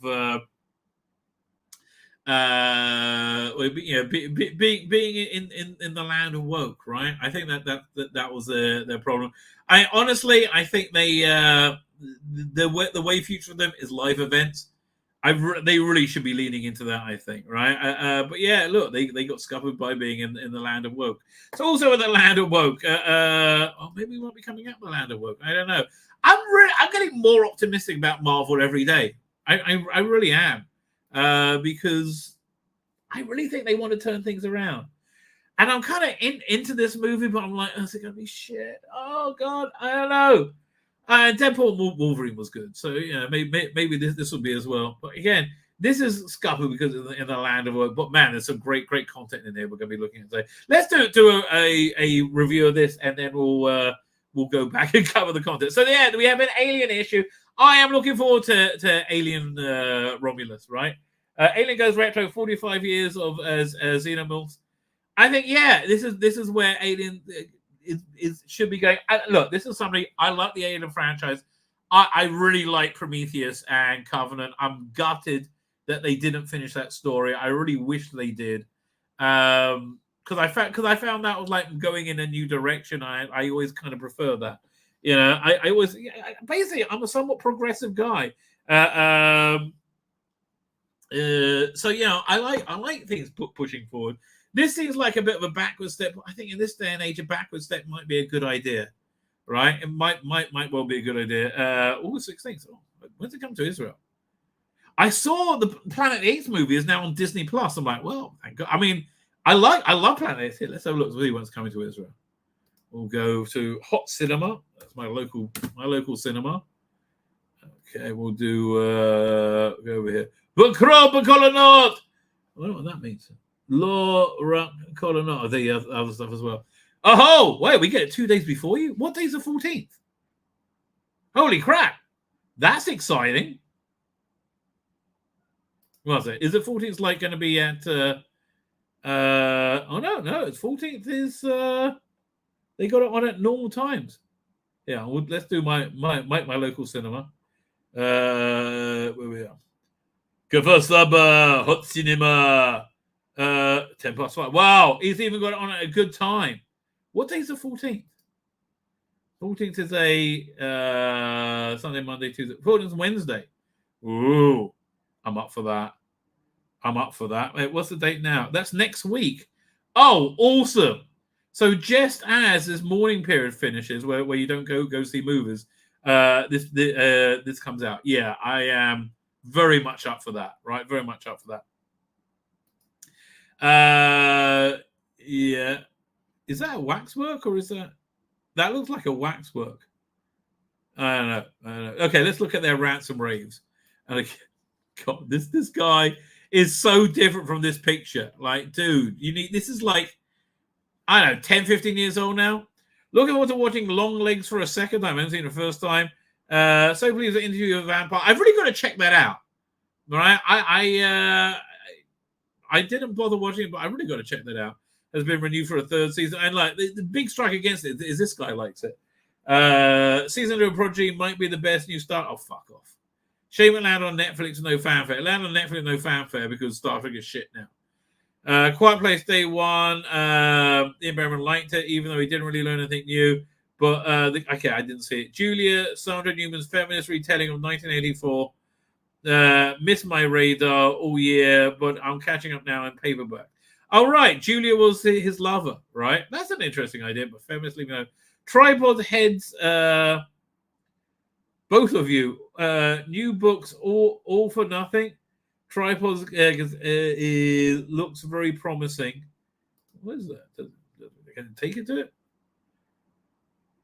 Try all for nothing. The secrets behind the BBC series. I mean, the series wasn't really that great. And I was a member of the Tripod fan club, right? I was like, they had like 80 members, I think, at most. Still traumatized by the point in my X-Files rewatch where I'm forced to watch assistant directors kid have sex. Well, you know, that would scare all of us, wouldn't it? Alas, Outer Range, you were good while it lasted, although apparently someone disagreed. Never heard of it. Don't you miss day and date releases, right? When we like, why can't they do global day and date releases? Severance season 2 until January next year, despite it being complete. No wonder Apple TV is bleeding money. That's fantastic. Severance, it is absolutely fantastic. Heartened to see a statement from HMV that the sales of Blu-rays and DVDs are going back up, thanks to people being sick of streaming price rises. Yeah, Disney raised their price again. Been anticipating Robert Eggers' Nosferatu interviewing him for The Witch, which he politely declined to talk about. 9 years on, the trailer's finally here, and it looks like a gothic dream. Batman Cracker has sent me back to my Batman animated series box set. I've really got to go through that. I mean, it looks awful. Color me shocked. The Acolyte is my second favorite Star Wars film. Of course it is, Tara Bennett. You live in LA and you're a woke fuck, right? I bet you can't wait to vote for Kamala. Kamala with no policies whatsoever. Proves that if you give an underrepresented voices in fandom a baton, Star Wars. No, it was shit. I mean, do you understand how stupid you look saying this? It was shit. It was objectively shit in every way, shape, and form. The only reason you could think it wasn't shit is if you are intensely racist. And you can just see skin color or identity. I'll be a contrarian. I'm not impressed by Alien Rome. Of course you're not. Fuck off. Leave me alone. Of course you're not. Strange secrets unearthed in the 70s Yorkshire in Star of Acre. Okay, well, look, it's got Matt Smith in it. Matt Smith, I always like a lot, right? Loved him in Game of Thrones. Was it House of the Dragon? I found the series finale that somewhat of a letdown, but I think when the series finishes its 4 season, tells its story, I think it'll be. Look, I think it'll be much better than Game of Thrones ended up being, sadly. Terminator TV show comes out in this month. What's this? Pellish, Shepard, Kerry Brooks, and George Hawkins beaming onto Starfleet. Oh, fuck off! Why are they making that? Succession's Francesca Garner to write and showrun HBO's Harry Potter. Interesting. Interviews out renewed for 3rd season. Lockerbie's Jordan Lee developing a Van Helsing series. Set in modern day New York. Sounds boring. Prime Video's Out of Range. Prime Video cancels Out of Range after. I have no idea what that is. Jonathan Frakes to produce and direct R.C. Clarke's Venus Prime. Well, that's interesting. So Michael Bazin talks to direct a adaptation of the comic book Barbaric. What if Matthew Chauncey to showrun season 3 of X-Men? People apparently love that, right? People are really, really into that. So Danny Matterley stars in The Night Beast as a mum having an affair with the bogeyman in a son's clothing. That's actually a really good idea. Brian Middleton and Callum Turner are the leads in Apple TV's Neuromancer. Oh, interesting. And Steve Coogan voices Barnabas in... I couldn't care less about Cyberman. Like, what's it called? Umbrella Academy. I gave up in the middle of season 2. I just couldn't get through it, right? We are coming back to this. Oh, Ekithop. Yes, we are coming back to read this, Jodie. What are they going to say? Predator versus Black Panther, don't care. Symbiotic Smackdown, Family Feuds, a goo, and Heart. At the heart are Marvel's latest crossovers. Yeah, sorry. Not really. The Wrath of Khan. B meets Genghis Khan in Keanu Reeves, Matt Kent, and Ron Garner's new Berserker comic. I thought they had... Okay, so that's been going on for a while, Berserker, hasn't it? Berserker, The Lost Book of B, out on August 21st. Look, I mean, this is Keanu Reeves building himself his own franchise, which I like a lot in a very clever way. What we got here? The Schwartz Awakens. Josh Gad to Roth. Fuck off. Really? No. To write a sequel to Mel Brooks' 80s spoof Space. Don't. Will Smith starring in dystopian thriller Resistor, based on the Daniel Schroeder's novel Influx. Grant Sputer directing the next in the Monsterverse movie. Oh, I like those. Arriving 26th of March 2027. Ryan Coogler, using adaptation of time-traveling assassins graphic novel A Vicious Circle. Never heard of it. Sam Raimi. Oh, I like Sam Raimi. Returning to horror with Castaway Chiller. Okay. Travis Knight directing stop-motion version of Susanna Clark's Parence. I think that I have no idea what Parence is, but I love stop motion. Oh, that is a real dying art, isn't it? A dead art, I should say. Blumhouse Megan is to get a spin-off. Wasn't that a... Oh, no, it was a movie. That wasn't a Apple Plus show. The fourth and final Conjuring set forth. I don't care. Chad Stahelski's Henry Cavill starring Highlander reboot begins filming in January. Anything with Henry Cavill in, I'm excited about. I like Henry Cavill a lot. Right? I think he's a class act. All Quiet on the Western Front, Helmer, Edward Berger, rumored to be front runner for the next Bond movie. I didn't see that. I really, it's on Netflix. I should give it a go. But it seemed to be from the trailers I saw, he might have the right touch with it. Jennifer Lawrence in A24's adaptation of the graphic novel Why Don't You Love Me? No idea. I mean, maybe just not as hot as he used to be, darling. Is that Brian Boland? That looks like Brian Boland's artwork. Or Chris Weston. Brian Boland and Chris. Oh, there's another here. Does it say he's working this?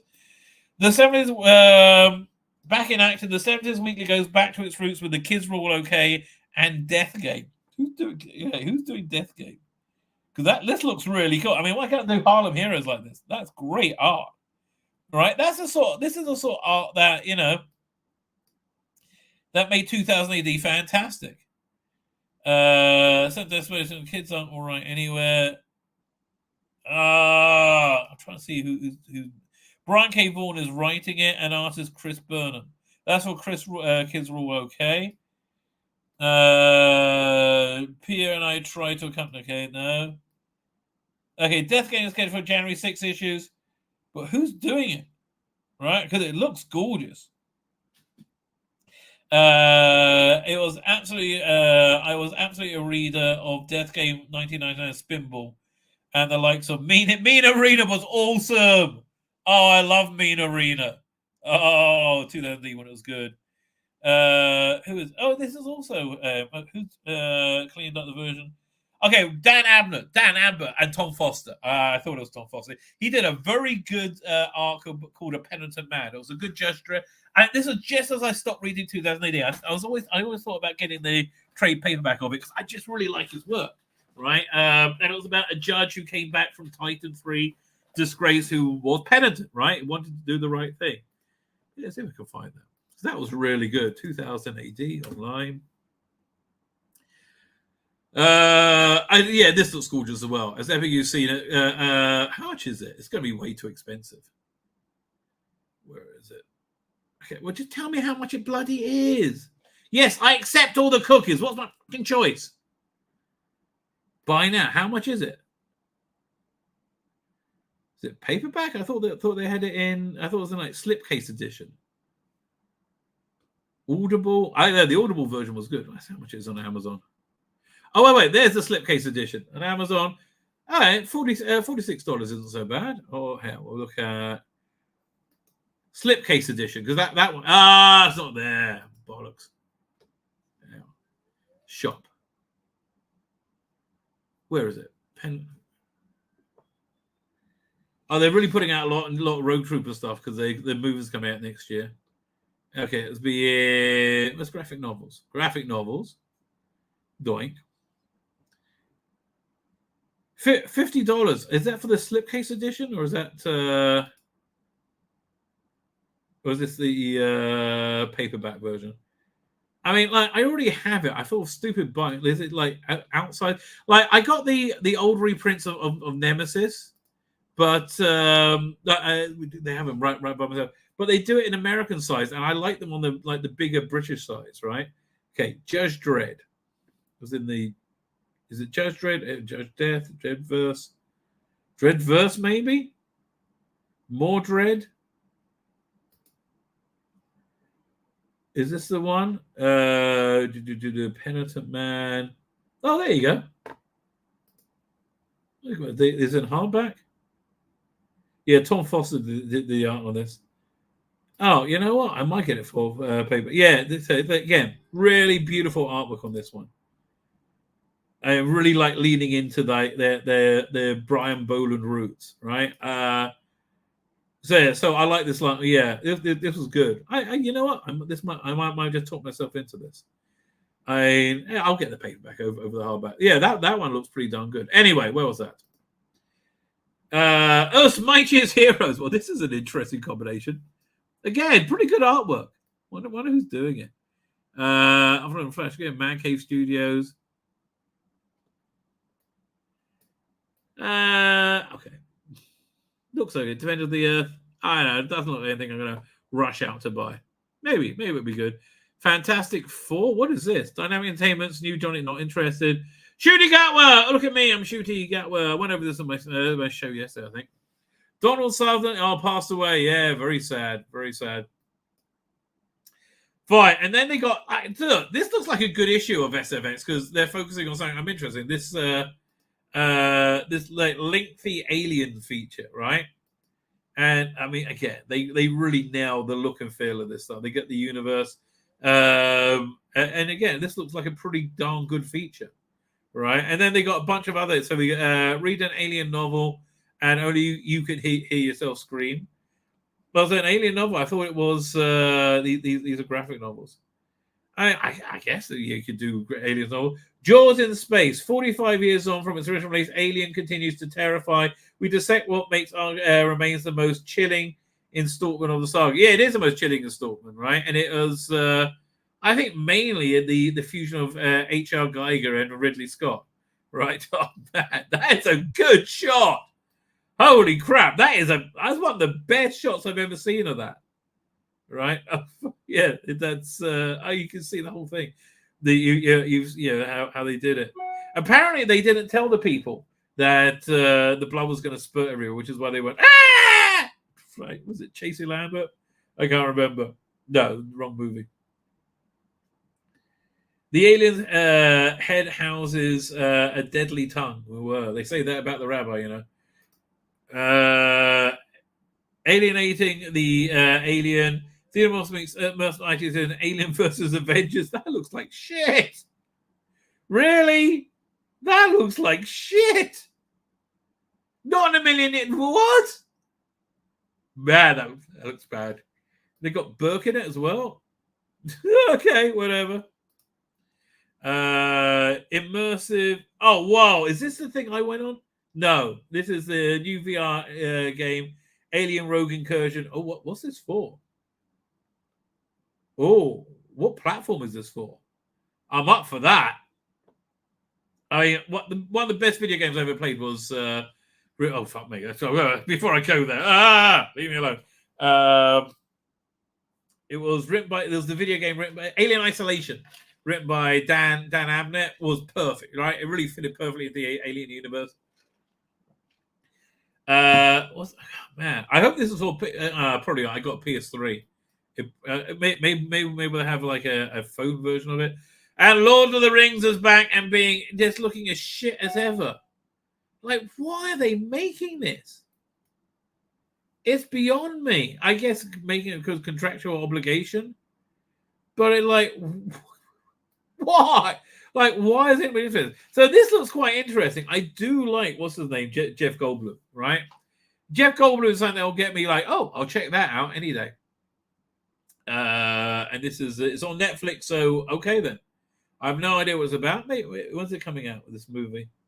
August 29th. Before it comes out, we'll do I'll go over this article, and we can decide together. Yeah, sadly, Batman Cape Crusader looks good. Too much woke. Way too much woke. You got lesbian Lois, like you got lesbians, and you got fat female penguin. Like really. Really? And oh, fuck me. Yeah, we're going to be reading this as well. Dare the Jackal. Oh, Russell. Again, yeah, we're going to be... This is something we're going to go over in a minute. Star Trek Discovery. Whenever I see the design stuff, I feel bad, right? because I feel, why are they putting so much resources into something that is just disliked by most, right? I take it this is how they ended. I thought they would end the season, the show, with what's the name? Get married in one of the dumbest romances of all time. Why is he wearing a mask? Why are you wearing a mask? Oh God, Doug, mate, get out of fucking Hollywood. Those people are crazy. Yeah, again, it's just such a waste. It's for Star Trek Discovery, isn't it? It's so sad. Right? Yeah, it's just so sad. What's this? Late Show, the acclaimed dramatist tells us why she's written a novel.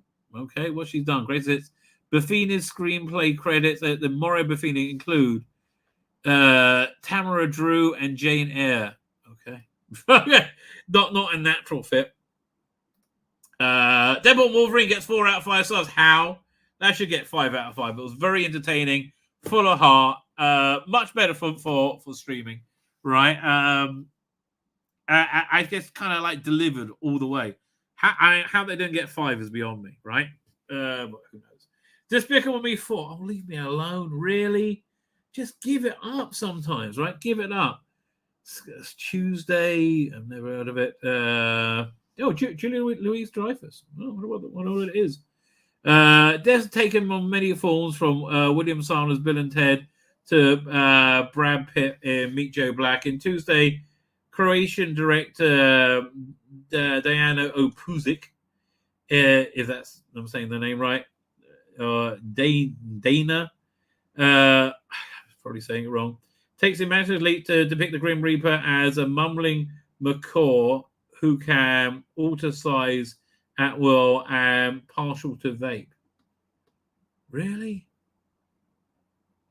Now, they've done nothing to interest me in watching that movie at all.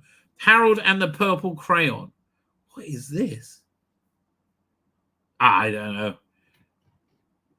Crockett Johnson was also known for his mathematical paintings inspired by geometric... I don't know. I saw the TV Glow. Don't know. Cuckoo. Also don't know. A movie coming out. The Acolyte. Somehow got 3 out of 5 stars. How? It was awful. And Cape Crusader, yay, let's do a female penguin because why not? I don't know. Sunny doesn't look like anything I'm going to want to watch on Apple TV. Time Bandit's got 4 out of 5. Really?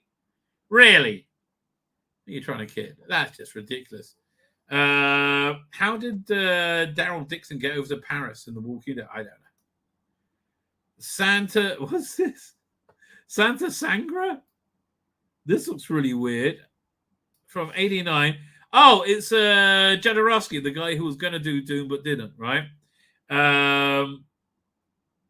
Okay, I think this is too weird for me. Maybe if I wanted to go over it, this is what I would use to go over it.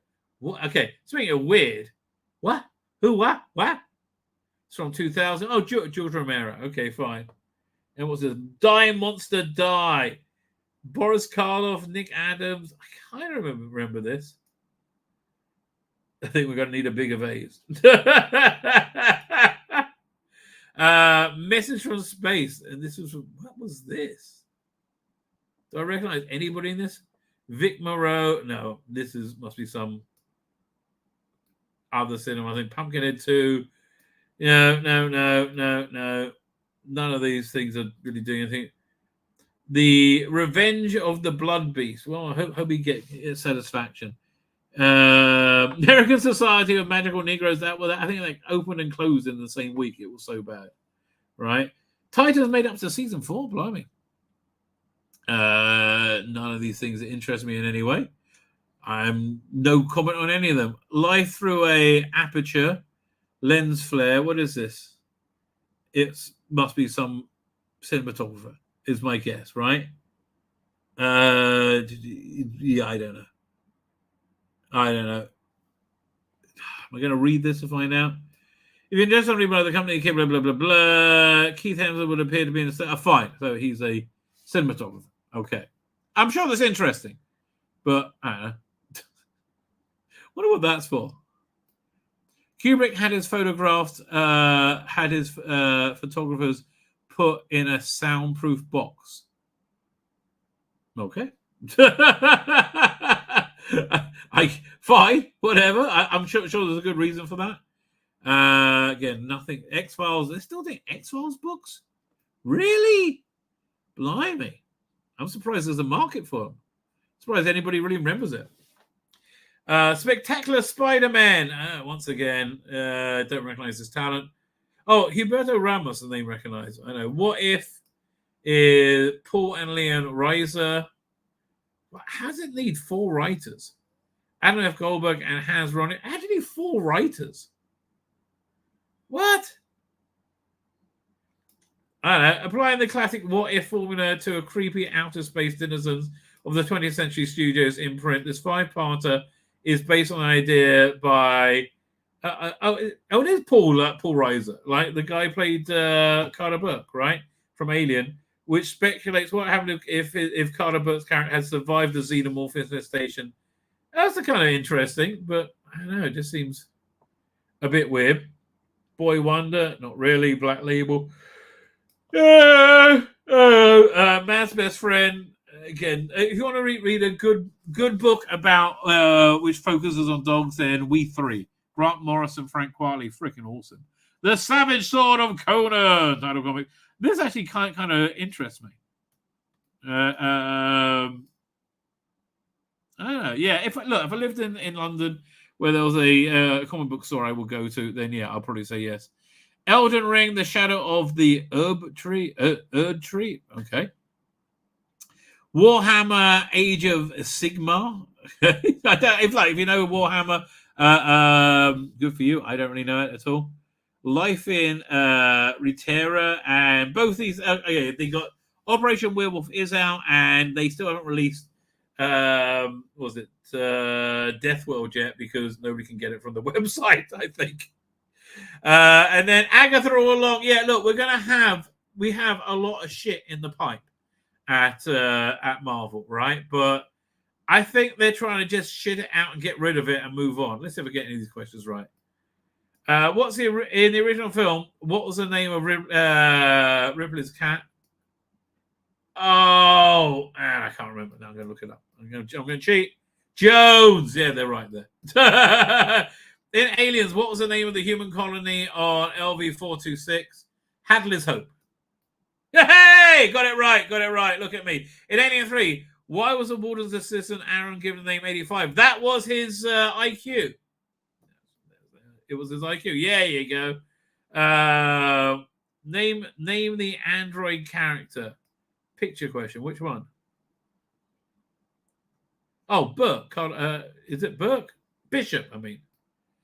Who wrote the screenplay for Alien Resurrection? Which one's Alien? Oh, Josh Whedon, I think. Let's have a look. I'm doing good at this one. Okay, fine. I feel quite good about myself. And there she is with Jones right now. Kitten Kong. Oh, man. So this is a good issue. Wow, this is actually a good issue. I think somewhat by accident. So not interesting. Okay, there's a lot I would read in this issue. We're going to read in a minute. Kind of interested about the Matt Smith. The 2 pages there. I'll read these 2 pages over to 4 pages. I'll read this as well. 6, 7, 8, 9, 10, 11, 12, 13, 14, 15. No, I'm not reading the book one. 15, 16, 17. Don't care about that. 18, 19 pages. Okay. Lord of the Rings, fuck off, leave me alone. 19, 21, 22, 23, 24. And we're going to do the Rusty Davies interview in a second, and the Jodie one as well. 24. So I got to say 28, because I'm actually going to be reading those. So, and then the review. I think I'm doing pretty. This has actually been a good issue. This might actually be a recommend. Let me read it first, and I'll tell you if it's genuinely a recommend, right? I'll tell you if it's genuinely a recommend. So that makes me want to recommend it. Is this? We got to look at this. Oh, man. It's amazing. Every time I look at Jodie Whittaker, and I go, man, she is just anti-Viagra. She is the least sexy person in the entire universe. Secretly, no, not secretly, SFX released to join Jodie Whittaker and Magic Girl at the Big Finish Studios to celebrate their forthcoming return of Doctor Who in 12-hour-long adventures. Also, it's already in the can. And I I don't know. Honestly, I really think that this is on a BBC insistence, right? I think the reason they dropped the David Tennant, John Barrowman one, I think it was BBC. I think it was the BBC's insistence. I just feel bad for Big Finish because they're going to be losing money on this. I think. Who knows? I hope they don't. I have no idea. I just can't imagine there's a market there for it, right? And if anybody tells me there is, I don't think I believe them. I think people fib. You left Doctor Who 2 years ago. Well, it was more than that, wasn't it? They film. Okay, wait. Power of the Doctor came out in. Was it 2030? Was it 2023 or 2022? 2020. It was 2022, wasn't it? Yeah. Hang on a second. Doctor Who, the Power of the Doctor. What year? What's the date? 2022. Fine. So that's and they filmed it in 2021. So it's been 3 years? Yeah, it's been 3 years, not 2 years. 2 years ago. But did Doctor Who leave you, Jodie Whittaker and Mandit Gill? Icky Thump, no! They laugh a lot. Oh, Icky Thump! What is it about women that in science fiction that need to cackle? Right? What is it that make people think it's good? That's what really killed Enterprise season 2. Too many times, cut to 10 forward, which is weirdly in the Enterprise 100 years too early, with them all cackling. A bunch of women cackling. It was just too many chicks in that show. Season 1, freaking awesome. Kind of nails the Star Trek feeling. I guess Terry Metalis left. Is all I can suggest. Jodie Whittaker's in one way you're never allowed to. No, you're allowed, darling. Go. You have your freedom. Run. I feel like I should take you to the woods and let you go. But I would never let it go anyway. Well, we know, darling. We know. It's like, hey, keep up. I was Doctor Who. No, you weren't, darling. No, you weren't. Mandit Gill. You can't, can you? I think you can. I'm clinging onto the coattails for the rest of my life. Well, darling, we know you are, right? And just, again, just look how enduringly shit you were in this role, right? You just don't know how to play this role whatsoever. Mandit Gill at least is somewhat shaggable, but Jodie Whittaker, oh god, I mean, she can't play intelligent because she's too fucking stupid, and I really think that's the truth, right? I really think she's a dummy. Do you have any hesitation about reprising your roles on audio? Oh, if you thought no, Mandit Gill goes, we've been waiting a while. Everyone says to us, "Are you going to do Big Finish?" And I'm like, awkward because I've not been asked. But when they ask, yes. We were bullied by the fans. Well, all three of them. Really, Ecky Thump. It doesn't take much to bully you, darling, does it? It's like, would I need to be, how much would I need to be bullied to get a blowjob from Scarlett Johansson? Not much, actually, as it turns out. Personally for me, it was a very easy decision. I said, you paying? They said, yes. I said, okay, then. I didn't know what I was getting myself into.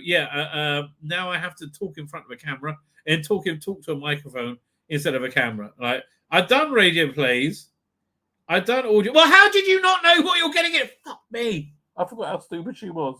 How did she not know what she's getting into? I've done this before many times over. Don't know what this is going to be like, though. Oh, Icky Thump. Oh, I'm a bit confused, me. Icky Thump. Talk about. And I totally assumed it was like an audiobook where you're in a space by yourself reading thousands of words. Oh, I hope they pay me by the word. Oh, Jodie Whittaker panicking. Ecky Thump. I really say Ecky Thump with every sentence, don't you? It was only when we got here on the day I was like, wait, there are other people? Yeah, well, how do you think? It's like, this reminds me of the time when I told somebody that I write comic books, right? They say, what, people write comic books, really? Yeah, because amazingly, the little pictures don't know what to do and stay and how to stand unless you write them. It was amazing, says Jodie Whittaker. Oh, just like me. Oh, amazing. Manic Girl says, we're like acting. That's your job, and you're frankly not very good at it. Jodie Whittaker, the saddest thing about finishing Doctor Who was not seeing everybody every day. I don't know what to do now. I just stare at the corner. It's very confusing. So this is an opportunity for me to go and hang out. You've had jobs? What the fuck? Oh, it's good to get out of the house. You're acting. You sounded like you're Victor Meldrew. You sound like you're 70. What the hell? So there's an opportunity for me and you to hang out at work, or and it's cheaper because we don't have to spend it on our phones. What? Rinsing our phone bills talking. What? Don't you have unlimited? That's weird. Magic Girl says, I've definitely enjoyed it way more than I thought. That's what Scarlett Johansson would say. Oh, she gave me a blowjob. But really? Thank you, Scarlett. That's because you're around me, babe. Yeah, that. Did you find it easy to slip back into your character? Well, you didn't have a character. You didn't. You were like, honestly, you were the Kamala Harris of Doctor Who's. Hate to tell you this. You go, oh yeah, you're a bit nervous at first. You go, oh, I can't remember how to do it. You didn't remember how to do it from scene to scene. Okay, you had very, very little range of Doctor Who. You either did a bad David Tennant impersonation. Again, you're not able to act intelligent because you're not. Or you did a grinning buffoon, or little girl who lost the puppy, who lost the dolly, actually, not a puppy. They're your three modes, all right? And that's what you had. And then you realize when you say the lines, you did no preparation for it whatsoever. You just read it, and that's how it came out. We needed some reining in because I was too shit. Because we're a bit physically animated. Thinking it needed to run and jump, and then you remember there would be sound effects, and you could chill out. I didn't know how to do my sonic screwdriver sound. I kept going, woo, woo, woo, woo, woo, woo, woo. And then no. Nick Briggs says, don't worry, we can. And then, you thought, how'd you do that?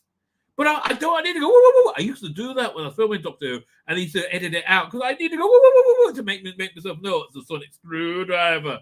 Oh God, this is worth the price of this issue in of itself. So Manic Girl gets to sit. So Manic Girl gets to sit and wear her Crocs inside. Okay. It was also written so well. We couldn't be written any fucking worse than your episodes, was it? I bet they are going to be better written. Do we know who's working on them as yet? Hang on. Let's have a look. Big Finish. George series. Doctor Who.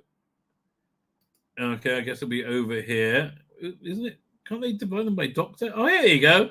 Jodie Whittaker. Okay, do we know who's writing them? Oh, Jodie. Is this the first one? No. Okay, let's start with the first one. It's all like pulling teeth, isn't it? Like if they recorded it, why can't you release who's writing it? Production. Okay, they don't know yet. Oh, they do know. They're just not telling us. Keep up. But I bet they are better in it. It was written so well. You don't need to question anything. You can hear Yaz in the lines. The tone she takes the Doctor and stuff like that. Here, Doctor, would you like to flick me bottom?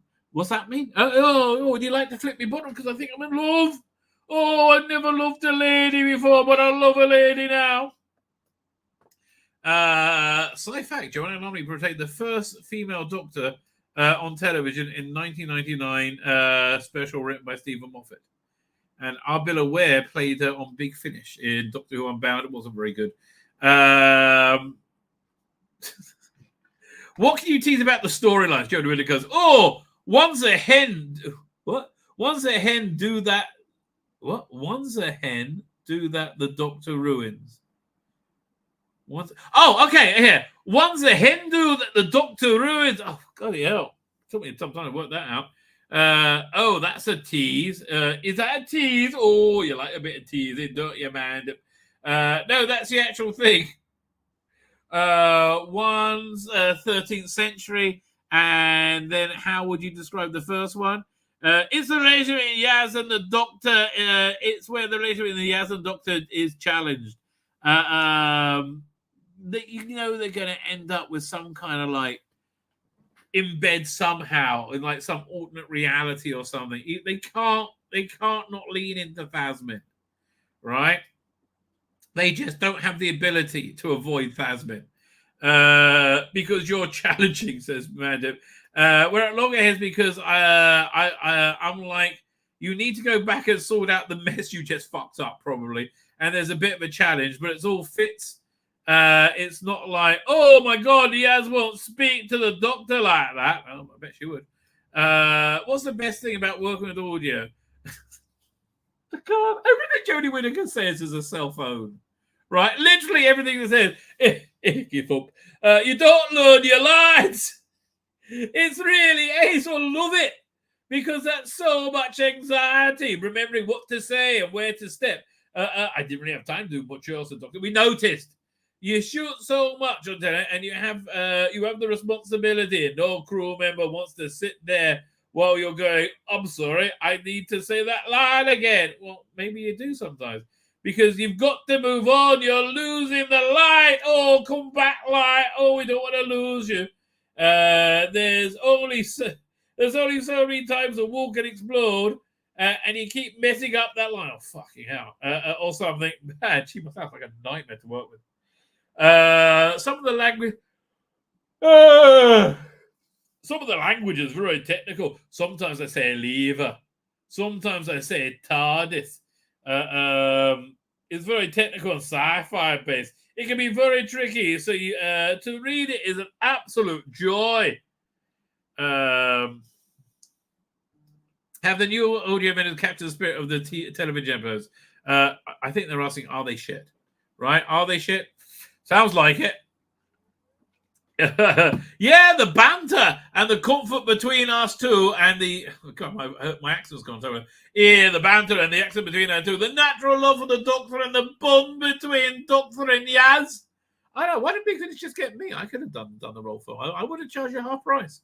But also, what's funny about being able to drop these two characters in an environment and a world? What? What's fun is being able to drop these characters in whatever environment and world. It's like it's been Earth, it's been a different planet. But what I've really enjoyed is the contained stories. I really don't like a Big Finish. You get a very satisfying end of the day because you know what happens. Oh, I'm always confused about what was going on the telly. Who from the TV show would you like to meet on audio? Fuck me! Really? Fuck me. Tim Shaw? The shit, really? Tim Shaw, that'd be good. Come on. Who else? Who else? You love the Bating. Nobody loved the Bating. But I don't know how you do the Bating on audio. It really didn't do very well on TV either. The obvious one would be Sasha Deman's Masters. Man, listen, it's pretty bad when Bandit Gill's the smarter one. Bloody hell. Yeah, I'd quite like to have a storyline with Maestro. I think that'll be really exciting. Or it's a jump forward. Or the toy maker. Well, that's also you can do a jump back. Are you prepared for being Are you prepared for Doctor Who being a lifetime role? Fuck me, no.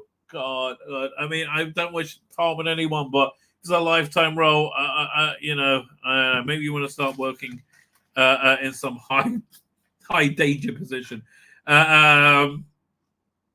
That's a nice way of putting it. Lifetime role. No one's ever put it like that. Literally hundreds of people have. The fandom is so loyal and passionate. Yeah, they like you even though you were shit. That's true. And when I say fandom, there's what, 20 of you? You never kicked out the fam. You're out.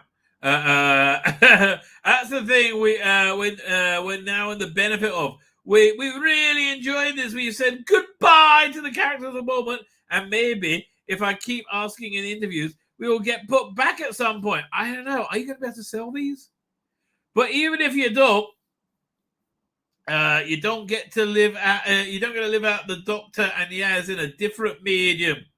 Even though you get to live. Okay, whatever. Nothing made me not want to buy a CD more than that. Right? It was really quite astronomical way of putting me off.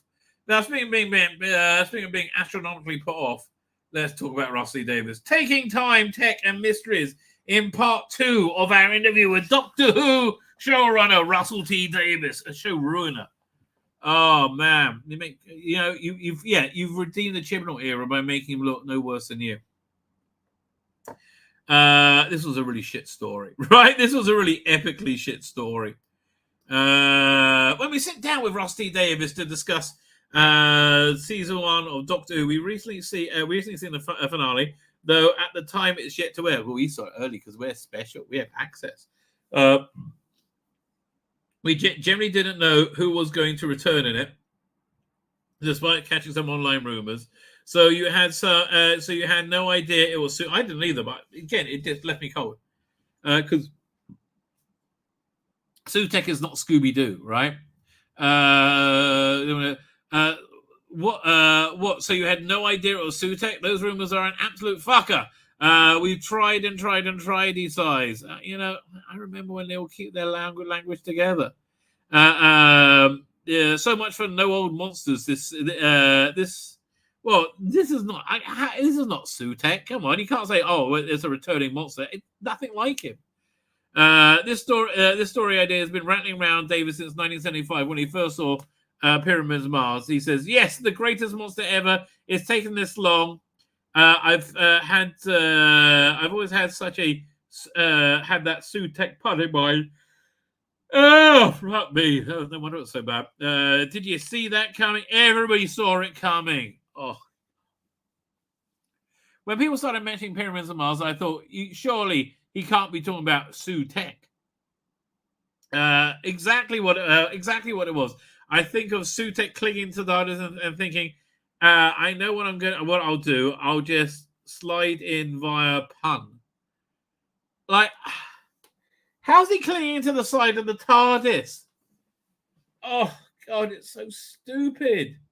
Did Amy Pond, when she resurrected the TARDIS and rebooted the universe, resurrect it with Sutek on it as well? I mean, it's just so stupid.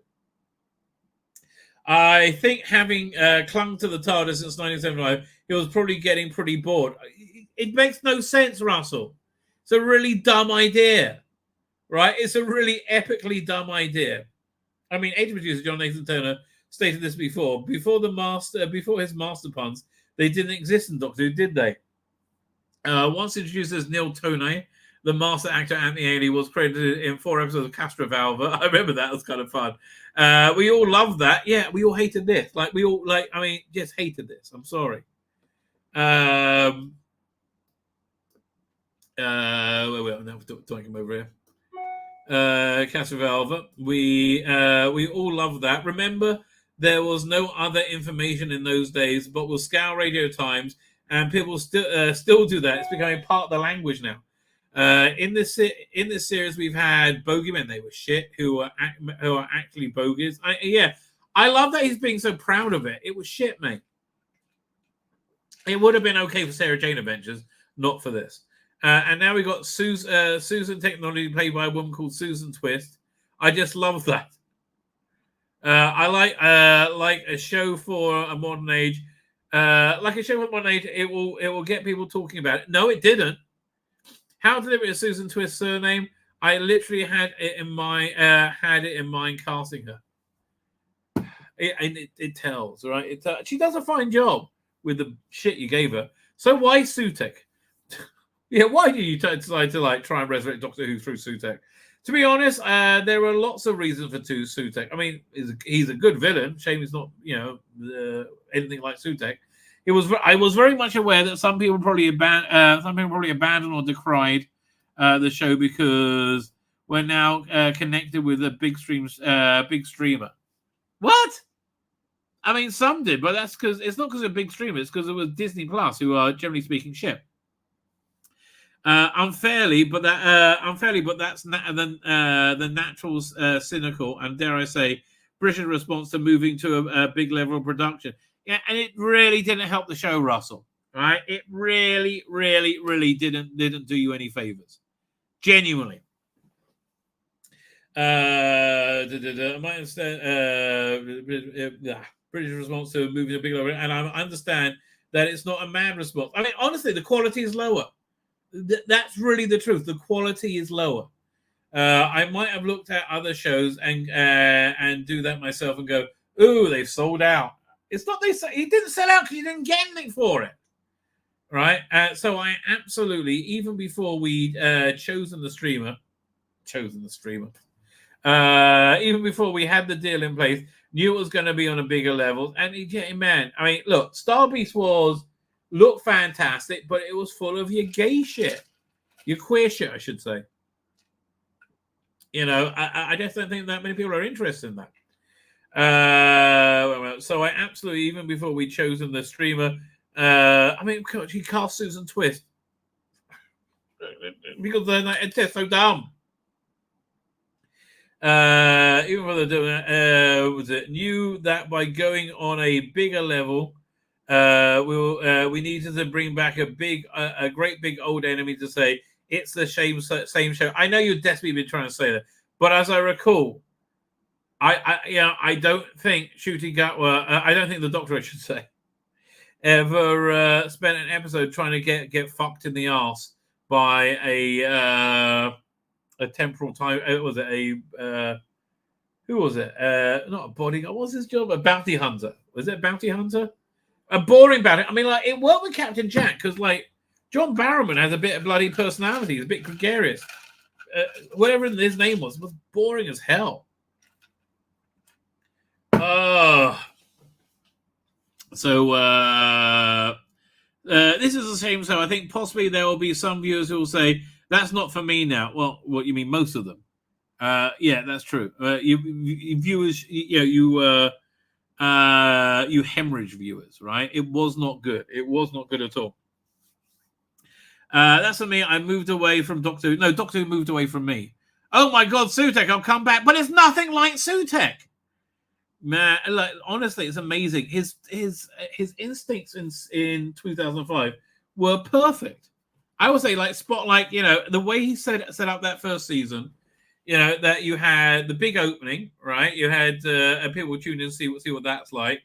And then you had, a couple, like, you did a big budget sci-fi effects episode to, like, make people know that sets aren't going to wobble. And then you did a very traditional Edwardian episode, then a very contemporary two-parter. But then, episode 6, you did a mini relaunch, right, for it by doing a Dalek episode. That's really clever, right? And it's good instincts. Every instinct is off right now. Surely there'll be some people who pick up. Surely there'll be some people who pick up. Surely some people will come and look because Sutek's back. Yeah, and because it's voiced by Gabriel Wolf, the original actor. So that was a very deliberate policy, kind of to say to anyone who might have wandered away from, come back. We're not. And look, you don't want to look, okay? If they come back and look, they'll go, this is shit, right? This is the worst thing ever. This is still the Shameless show. It's very not. It's also a very, very famous story. And I'm also aware of that fact. Oh, over it, quick. And again, look, for the cheap effects, it was so much better, right? It was so... was it we're going? I was also aware that Tom Baker years were sold abroad by was it Lionheart? Yes, apparently. So that those were the years that had been seen in America. So it can't completely be unknown to American audience. It was completely unknown. I've just remembered walking the dog today, right? Spitzing hot, sweating. And I saw my neighbor, right, my feminist neighbor. Who I very much like my feminist neighbor. But like I was like, there's something I saw recently I thought you'd like. I was trying to remember what it was. And I thought, yes, it was Rogue, right? I know they have Disney Plus. So I said, I was watching this who is this for? Right? I thought, it's for you, right? It's a Bridgerton It's a super gay Bridgerton fanfic. I think, oh, you'll like that. She liked She-Hulk as well. And partly as a fan, we have an increased budget, and I thought Sutek deserved an increased budget. You fucked that up so much, Russell. Oh, my God.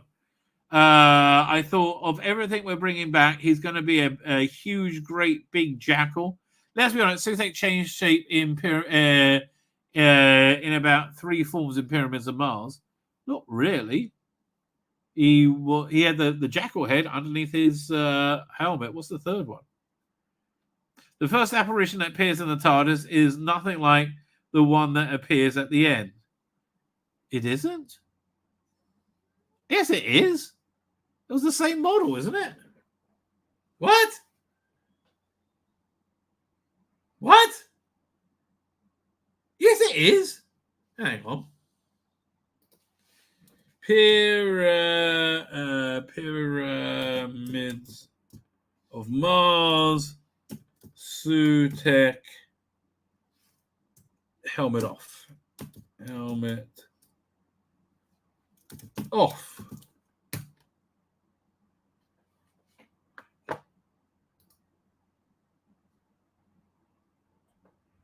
I mean, that's Marcus Scarman. Oh, yeah, okay, fine. So, yeah, look, here's the action figure. Let's have a look. Right, that's the action figure. And it's the same thing. Weirdos. It's like nothing one appears at the end. So it's completely unashamedly clinging to what he looks like again. What? So it's completely unashamedly clinging to what he looks like again. Stripped of the Egyptian paraphernalia. That was core to it, you fuckwit. Oh, yeah, we just took out the major aspect of it, which in Tales of TARDIS is dismissed as cultural appropriation. I know, and we hated it. Yes. Yes, we know, Russell, and we hated it. It was, I hated the way you did that. It's just time to get a big old villain back, change it completely, and say, look, everything's like, it's like saying there is no 2-tier policing. There is no 2-tier policing. There is no 2-tier policing without fear or favor. Just because you say it doesn't make it true. Oh. I think they do have weight and longevity. No, they have weight and longevity. No one's going to remember the bullshit you put out. The fact that Sutek returns means we can spin off that Tales of the TARDIS to do an extra one. And actually, that's where Tales of the TARDIS came from. We did that first. The episode, we did that episode 7 and 8 were written because we created that TARDIS. I know. And that actually would have been a good moment for you, Russell, right? Would actually been a good, people would have gone, wow, that's so cool, right? People would have enjoyed that if you hadn't spoiled it. Like, was it a year before, 6 months before? Fucking idiot. I mean, really, and that's what I keep saying. That fucking idiot. How are you such a fucking idiot? I don't understand. Then I said, look, we can introduce Pyramid of Mars using the TARDIS and shooting Millie. After that, a year or so, was it a year and a half ago? That's when I went, hang on, we could do other Tales of the TARDIS. Again, honestly, that was a good idea. It really was a good idea. It's just, it's the cart pushing the horse. That's what so much of this era is. What are we up to? We could do that. I think so. You're seeing everything. It's very timey-wimey in reverse order, and it seems that way, Russell. Again, the lack, the lack of thought, right? Yeah, it should have been revealed in that episode, and then you follow it up, right? With but no, that would have been clever. That would have made the difference. This means David Mullins is a difference between the original Sutek and the new one. The difference between the original Silurians and the new Silurians kept more. The new is the same difference between the original Silurians and the new, though the new kept more of the more from the original. Yes. When I say the woke mind virus wasn't so advanced at the time. Speaking of timey-wimey, there's a gap in the Devil's Call that implies 6 months apart. I remember that since Ruby and the Doctor met. Okay. No, that's meant to be. That's complicated. Okay. I was confused by it, right? Like, they've been on... Like, she said it was June, and it went from December to June, I think. Something like that. That's meant to be. That's complicated. I mean, I can see that no one in the audience would ever get this.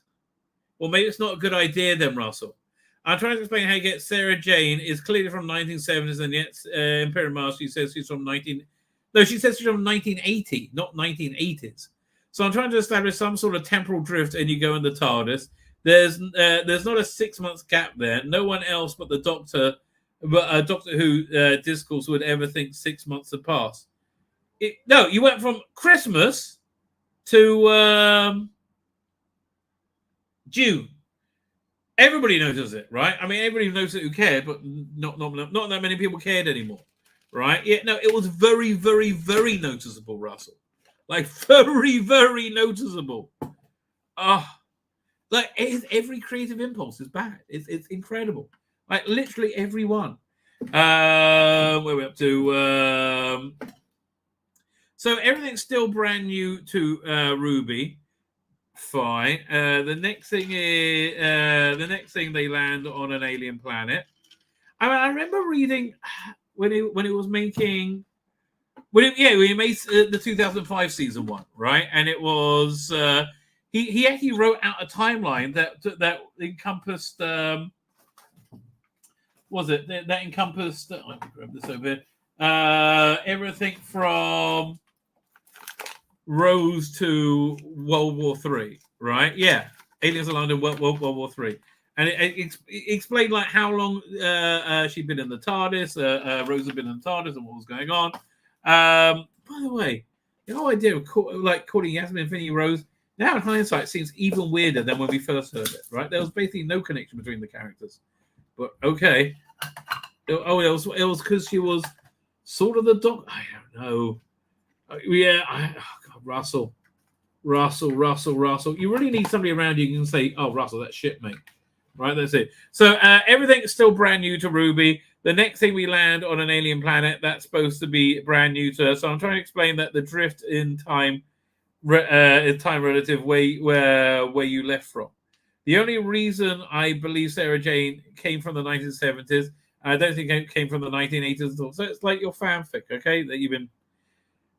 Which I did not a bad idea. Honestly, just badly realised because it didn't make any bloody sense. I have very little time for unit dating. Well, I always put that down something like faction paradox or like, the temporal weirdness. I mean, you can really get around it that way. I think those things went out in the year they went out, and it's not set in the future. I believe the Pertwee years was set in the future, wasn't it? It was set in the late 70s. It was like set 5 years in the future, I think. I remember Derek Sherwin saying that. That went out. It's not set in the future. And the John Pertwee, it's not set in the future. The John Pertwee seasons, no way that was the future. So that's kind of the temporal drifting going on. That's what, even though that's the reason why he asks where she's from. What do you mean? Kind of triangulating where what she feels like. She feels like time shifted in the way that Sarah Jane feels like time. Oh my god! I mean, like, really, you're writing reams and reams to explain something that nobody really cares about. Honestly, it's like a decade has passed, but clearly it hasn't. So there's some kind of temporal drift at work. Okay, fine. Look, this is what you do when you give a super gay fanboy the control of Doctor Who. You get super gay fanboy Doctor Who. In 2005, he said, no Zog aliens from the planet Zog. Well, what was the mindset this time? Oh, we love Zog aliens. That was always my attitude to Doctor Who, even with the Chulda, the aliens in Rogue. I think Chulda are a good example because they're cosplaying. I love that story. I hate that story. And the idea of cosplaying aliens in history is brilliant. Actually, that's very, very good. Right? Very contemporary. The idea of the Doctor wanted to shag whatever his name is, not so great. So you get what they're doing. What that means is I would never start a scene one, children standing against a bird-like sky saying, now we will invade planet Earth. I think that's the way to turn off viewers. Also, do I still have this clip? Let me see if I still have this. Where would it be? These the highlights from Rogue. Let me see if I still have this.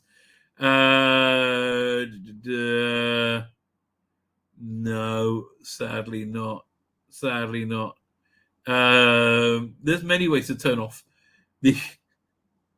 There's many ways to turn off the viewers, and I think you've basically found all of them, didn't you? No, not there.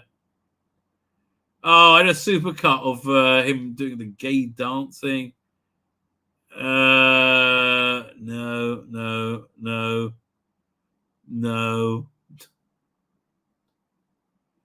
Oh, it's a shame. That would have gone perfectly hit. No. Shooty Gut were doing weird gay shit. That's kind of that turns off. That turns off people. Fine, nothing there. Fine. Where are we up to? Yeah, okay. Well, actually, we opened on an episode on the dance in a Regency era with a good murder. That's always good. Fair enough. It just went off the rails, a minute later? And then after the titles, the Doctor and Ruby are dancing, and it's Bridgerton, and you're straight into it. This stuff wasn't bad. It was having the Doctor want to have a big shag with a bloke. Really? If anything, it wasn't a love story. It was a sex story. If anything, maybe we're a bit light on aliens this year. I think we can bring more of them back next. Well, you've already shot it. We've got some great stuff, some great robots. There's a great enemy, and there's an episode full of aliens. I think we can tilt back towards the aliens a bit. The fantasy's not going that well for you, is it? So how much of an impact do you think Sutek clutching onto TARDIS had on the Doctor's travels? Again, the insanity. How's he going to explain this? It would be marvellous to go back through the entire archive since 1975 and drop Susan Twist into every story. Oh, God. No. Stop infecting the rest of Doctor Who with your bullshit. Oh. If I had ultimate power, I would do literally just I would literally do that. Well, thank God you don't have ultimate power. I'm not kidding. I don't think you are. I would do that. You just said that. I love that. You love everything that comes out of your mouth, and you like quite a few things that go into it as well. Because she was there. She wasn't. She was popping up in every single planet. Planet Evil. Can you imagine? Where was she? In Towns of Wen Chang? No, just get your shit away from the rest of Doctor Who. Fucking weirdo. She was there. Susan Twist is walking up and down the river bank of the Thames. I mean, nobody noticed her for years and years, for like 50 years. Oh no, he was 700 then? So nobody knows her for the last 1300 years. I love it. I absolutely do want to create any. I absolutely don't want to create any sort of mythology in which it said that Sutek was guiding the TARDIS for all those years. The fact that Sutek was on top of the TARDIS is stupid enough. I just don't believe that at all. I don't believe Sutek was on top of the TARDIS either. I think it needed the explosion of the star that was big enough at the end of the Star Beast. What about when they went back to Event 1 in Terminus? No. That wasn't big enough to wake him up? No, apparently not. Oh, no. He'd only just fallen asleep. He was spark out. When the TARDIS kind of goes mad and blows up, that's the kind of woke up Sutek. What about when, the TARDIS literally blew up in the Matt Smith years? No, that didn't wake him up. I generally think it was clinging to the TARDIS with his plan, and his plan was all along to create Susan Twist avatars. It's a dumb plan. So that's going to be going on ever since 1975, but I don't think Sutek ever guided the TARDIS. Who gives a shit about that difference, right? Like, who cares? It took him coming across Ruby's mother with time itself being completely unknown to him, for him to wake. Right? Okay. There was something kind of. If he was asleep, how did he fall off? There was something kind of omniscient about riding a TARDIS, and suddenly that stopped, and he saw her. Which was a woman of no significance. It just the fact that she was so insignificant gave her significance. Are we talking about Ruby? Oh, wait. It took him coming across Ruby's mother, with time itself completely unknown to him, for him to wake, and there was something omniscient about that she was insignificant, made her so significant. It's such a dumb idea, as is this TARDIS set. I hate it, mate. Fucking hate it. The only thing annoys me when people say we leak things deliberately. I think you leak some things. I love that. I'm just so proud of that. I love the ending of Ruby's mother. It's my reaction to what they did in Last Jedi. Really, Russell? Really? You know, how's Star Wars going, mate? How do you think that's going now? That middle film, directed by Ruin Johnson. They said that Disney Princess Rey was no one and it was not special, and said anyone could be a Jedi. It ends the brilliant image of a little kid playing, and they've got the Force. It ends on it was anywhere 5. And then that, I mean, like, when was the Force ever, like, you know, not egalitarian? I don't understand. Then they changed their minds in the next movie. Along came J.J. Abrams, who's brilliant, but says, actually, Rey, to have the Force going, she had to be the Emperor's daughter. I preferred the middle film that said, actually, you could be the most ordinary person in the world and capable of possessing the Force. Well, maybe the two things could be true. All right? So that Ruby's story, again, it was such a terrible idea. Oh, I can't wait for the big reveal. Oh, you're going to love it. Oh, we're going to love it, right? Oh, you're going to love it. Oh, you're going to love it. Oh, you're going to love it now. Yeah, the mystery of Ruby's mother. Oh, yes, it's going to be around. She's no one. Okay. So that's Ruby's reaction to Ruby's mother. It isn't going to be Sue Taker or Time God or Susan Foreman or a version of Ruby from the future, the Rani or River song. It's actually just turns out to be a 15-year-old Manchester girl who's saving a baby from an unsafe house. Okay. That's more powerful than any cosmic force in the universe. No, it's not. So I love writing that. I was so much on a mission to write that because I think that's how my science fiction world works badly. I think that's a good story. It wasn't. And the story inspired you also wasn't a good story. And I think that should be said at every level. The Manchester girl sitting in the bedroom watching television, you are as important as... Okay, nobody didn't know they weren't important. Jesus Christ. What's this thing of saying, oh, you can be great? Yeah, well, I don't need you to tell me. You got Emperor of Time... Yeah. You're as important as a God Emperor or Time Lord. Bangs desk, lesson over. Well, you know what? Anybody could be, but it takes work, dedication, work and dedication, right? Which are two things are not in vogue for the Gen Zers, are they? Not all Gen Zers. Again, if you're a Gen Zer who has a work ethic, obviously I'm not referring to you. And there are, although, man, you could own your generation. Really could.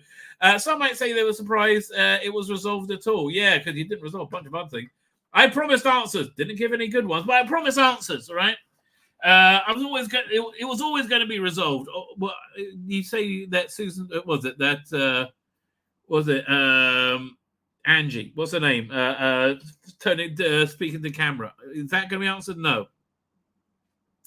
I just get annoyed when things like that go on. I go, oh my God, can you imagine if the series ended with, oh, let's find out who your mother is? It would turn out, and I would have thrown something at the screen. Some shows that works for, but personally, I would never be. I would only ever do a story like that if it wraps up. Okay, but there's so much that didn't wrap up. It's a shame that Ruby's departure is slightly ruined by knowing she's going to return. Yes, but you fired her in the middle and you didn't know what to do, right? It's the same. Yes, yes, and yes. There's nothing we can do. We see things in public. Okay, we know you fired her, right? Things do leak in public. Our stories leak. The only thing that annoys me when people say we leak things literally, I think you probably do sometimes, which we would never do to an actor's career. No, you didn't leak her being fired or standing or reputation. It's monster when people claim that. Okay. If only we could have kept the secret. I still think a lot of people don't follow these stories. I think a lot of people watch Ruby leave heartbroken. Yeah, I was sad to see her go. And amazed that that's happened. I'll be delighted when she turns up again. And she's going to come back with such terrific stories. It's going to be great. I don't believe a word out your fucking mouth, mate. I really don't. Even though we know she's returning, we're willing her not to go. Okay. Oh, yeah, that's. She hasn't even met her father. The doctor's not going to sit down and wait. Go meet William. Go meet William and have a chat off stage. And there'll be a tempestuous moment with Louise. Is that the name of her parents? Okay, whatever. Her father doesn't really matter. You know, you don't really like, you know, male role models, I think. I love the image of the woman at the end. I love the fact that Ruby stands there. Stands there with her birth mother, her mother, and her grandmother. And they all put their arms around and watch the TARDIS disappear. Yeah, it's a bit woke, mate. A safer life, a better life, a richer life. I love all that. But then they've got Anita Dobson standing on a roof. Honestly, next year, I won't go into details, but it's going to be fantastic. It's going to be amazeballs, isn't it? I will say there's a cracking bit of dialogue between Anita Dobson and Millie Gibson. It's lovely. There's lots to come. The final scene with Anita Dobson had many people speculating again. Possibly the campest ending to a television program ever transmitted. No, but camp. Isn't that ending brilliant? I love that ending. I'm so glad you love it, mate. You're in a very small minority, I have to tell you. There's a London Eye and the bridge and Big Ben, everything in the background. It's the most touristy London you've ever seen. I'm not quite sure what it means that the flat is means that the flat is located. It's on some fault line that makes London compress into a single line. We cheered. Oh, we hooted. We cheered. I'm sick of him saying that. Oh, we hooted. Oh, we cheered when we saw that. Most people I know saw it was just like, oh, fuck. Really? We're just deflated by watching it. They did that on purpose. That's great effects.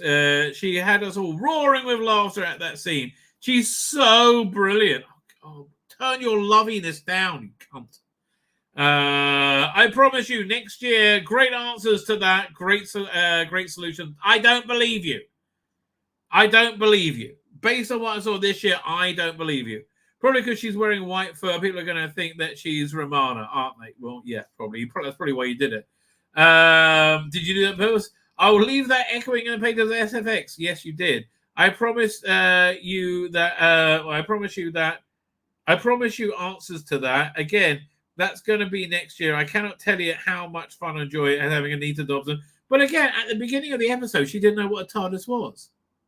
I mean, that's really the weirdest thing, right? And then she knows what it is. Here, pull up that clip. Video file. It's over here. Doink. Doctor Who. It was the Church on Ruby Road, right? Let me have a look.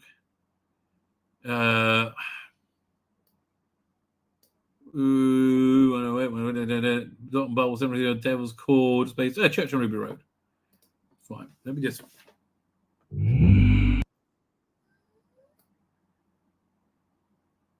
Hang on.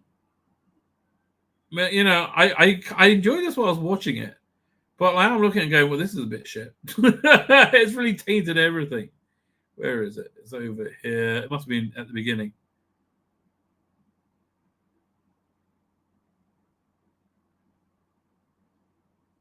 There you go. Love and understanding. Merry Christmas, everyone. I remember being so excited when we saw the location film. Like, oh, it's going to be great. It's not my fault. Listen, sweetheart, I'm not what you'd call decrepit. I do my calisthenics. I keep myself fit and able. Thank you very much. I did a fun run last Easter in 25 minutes flat. Blisters the size of apples, and I Okay, let's get to the point. kept going.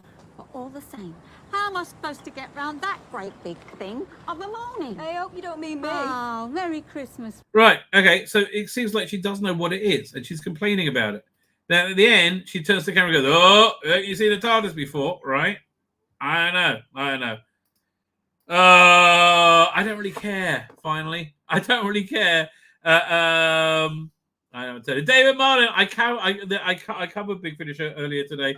We talked about the Jason Hagen put out an apology, basically, which I thought was pretty good because most people are not able to do that. Man, I've gone late. Oh, what time's Dan on? Right, I think is he on? Let me find his stream. We'll go over here. I'm going to where is it? Maybe subscriptions. There we go. So he's starting in 25 minutes. Man, I've gone really late today. So here, let me we'll give that a quick plug. Oh, I actually took my came to me for a bit of help on this one. Hang on. Share screen. It's a Chrome tab. Making the Doctor Who microphone, right? So head on over there, ladies and gentlemen. Starting in 23 of your Earth minutes. I'm gonna get back to it. You may well see me in the chat as well, ladies and gentlemen. You may well see me in the chat. Anyway, with that, I'm going to sign off. I'm going to say back on Saturday night. I'm going to say fairly well. I'm going to hit the Emperor. I'm going to hit the Emperor cast button. I'm going to hit it again. Say good night. Good luck.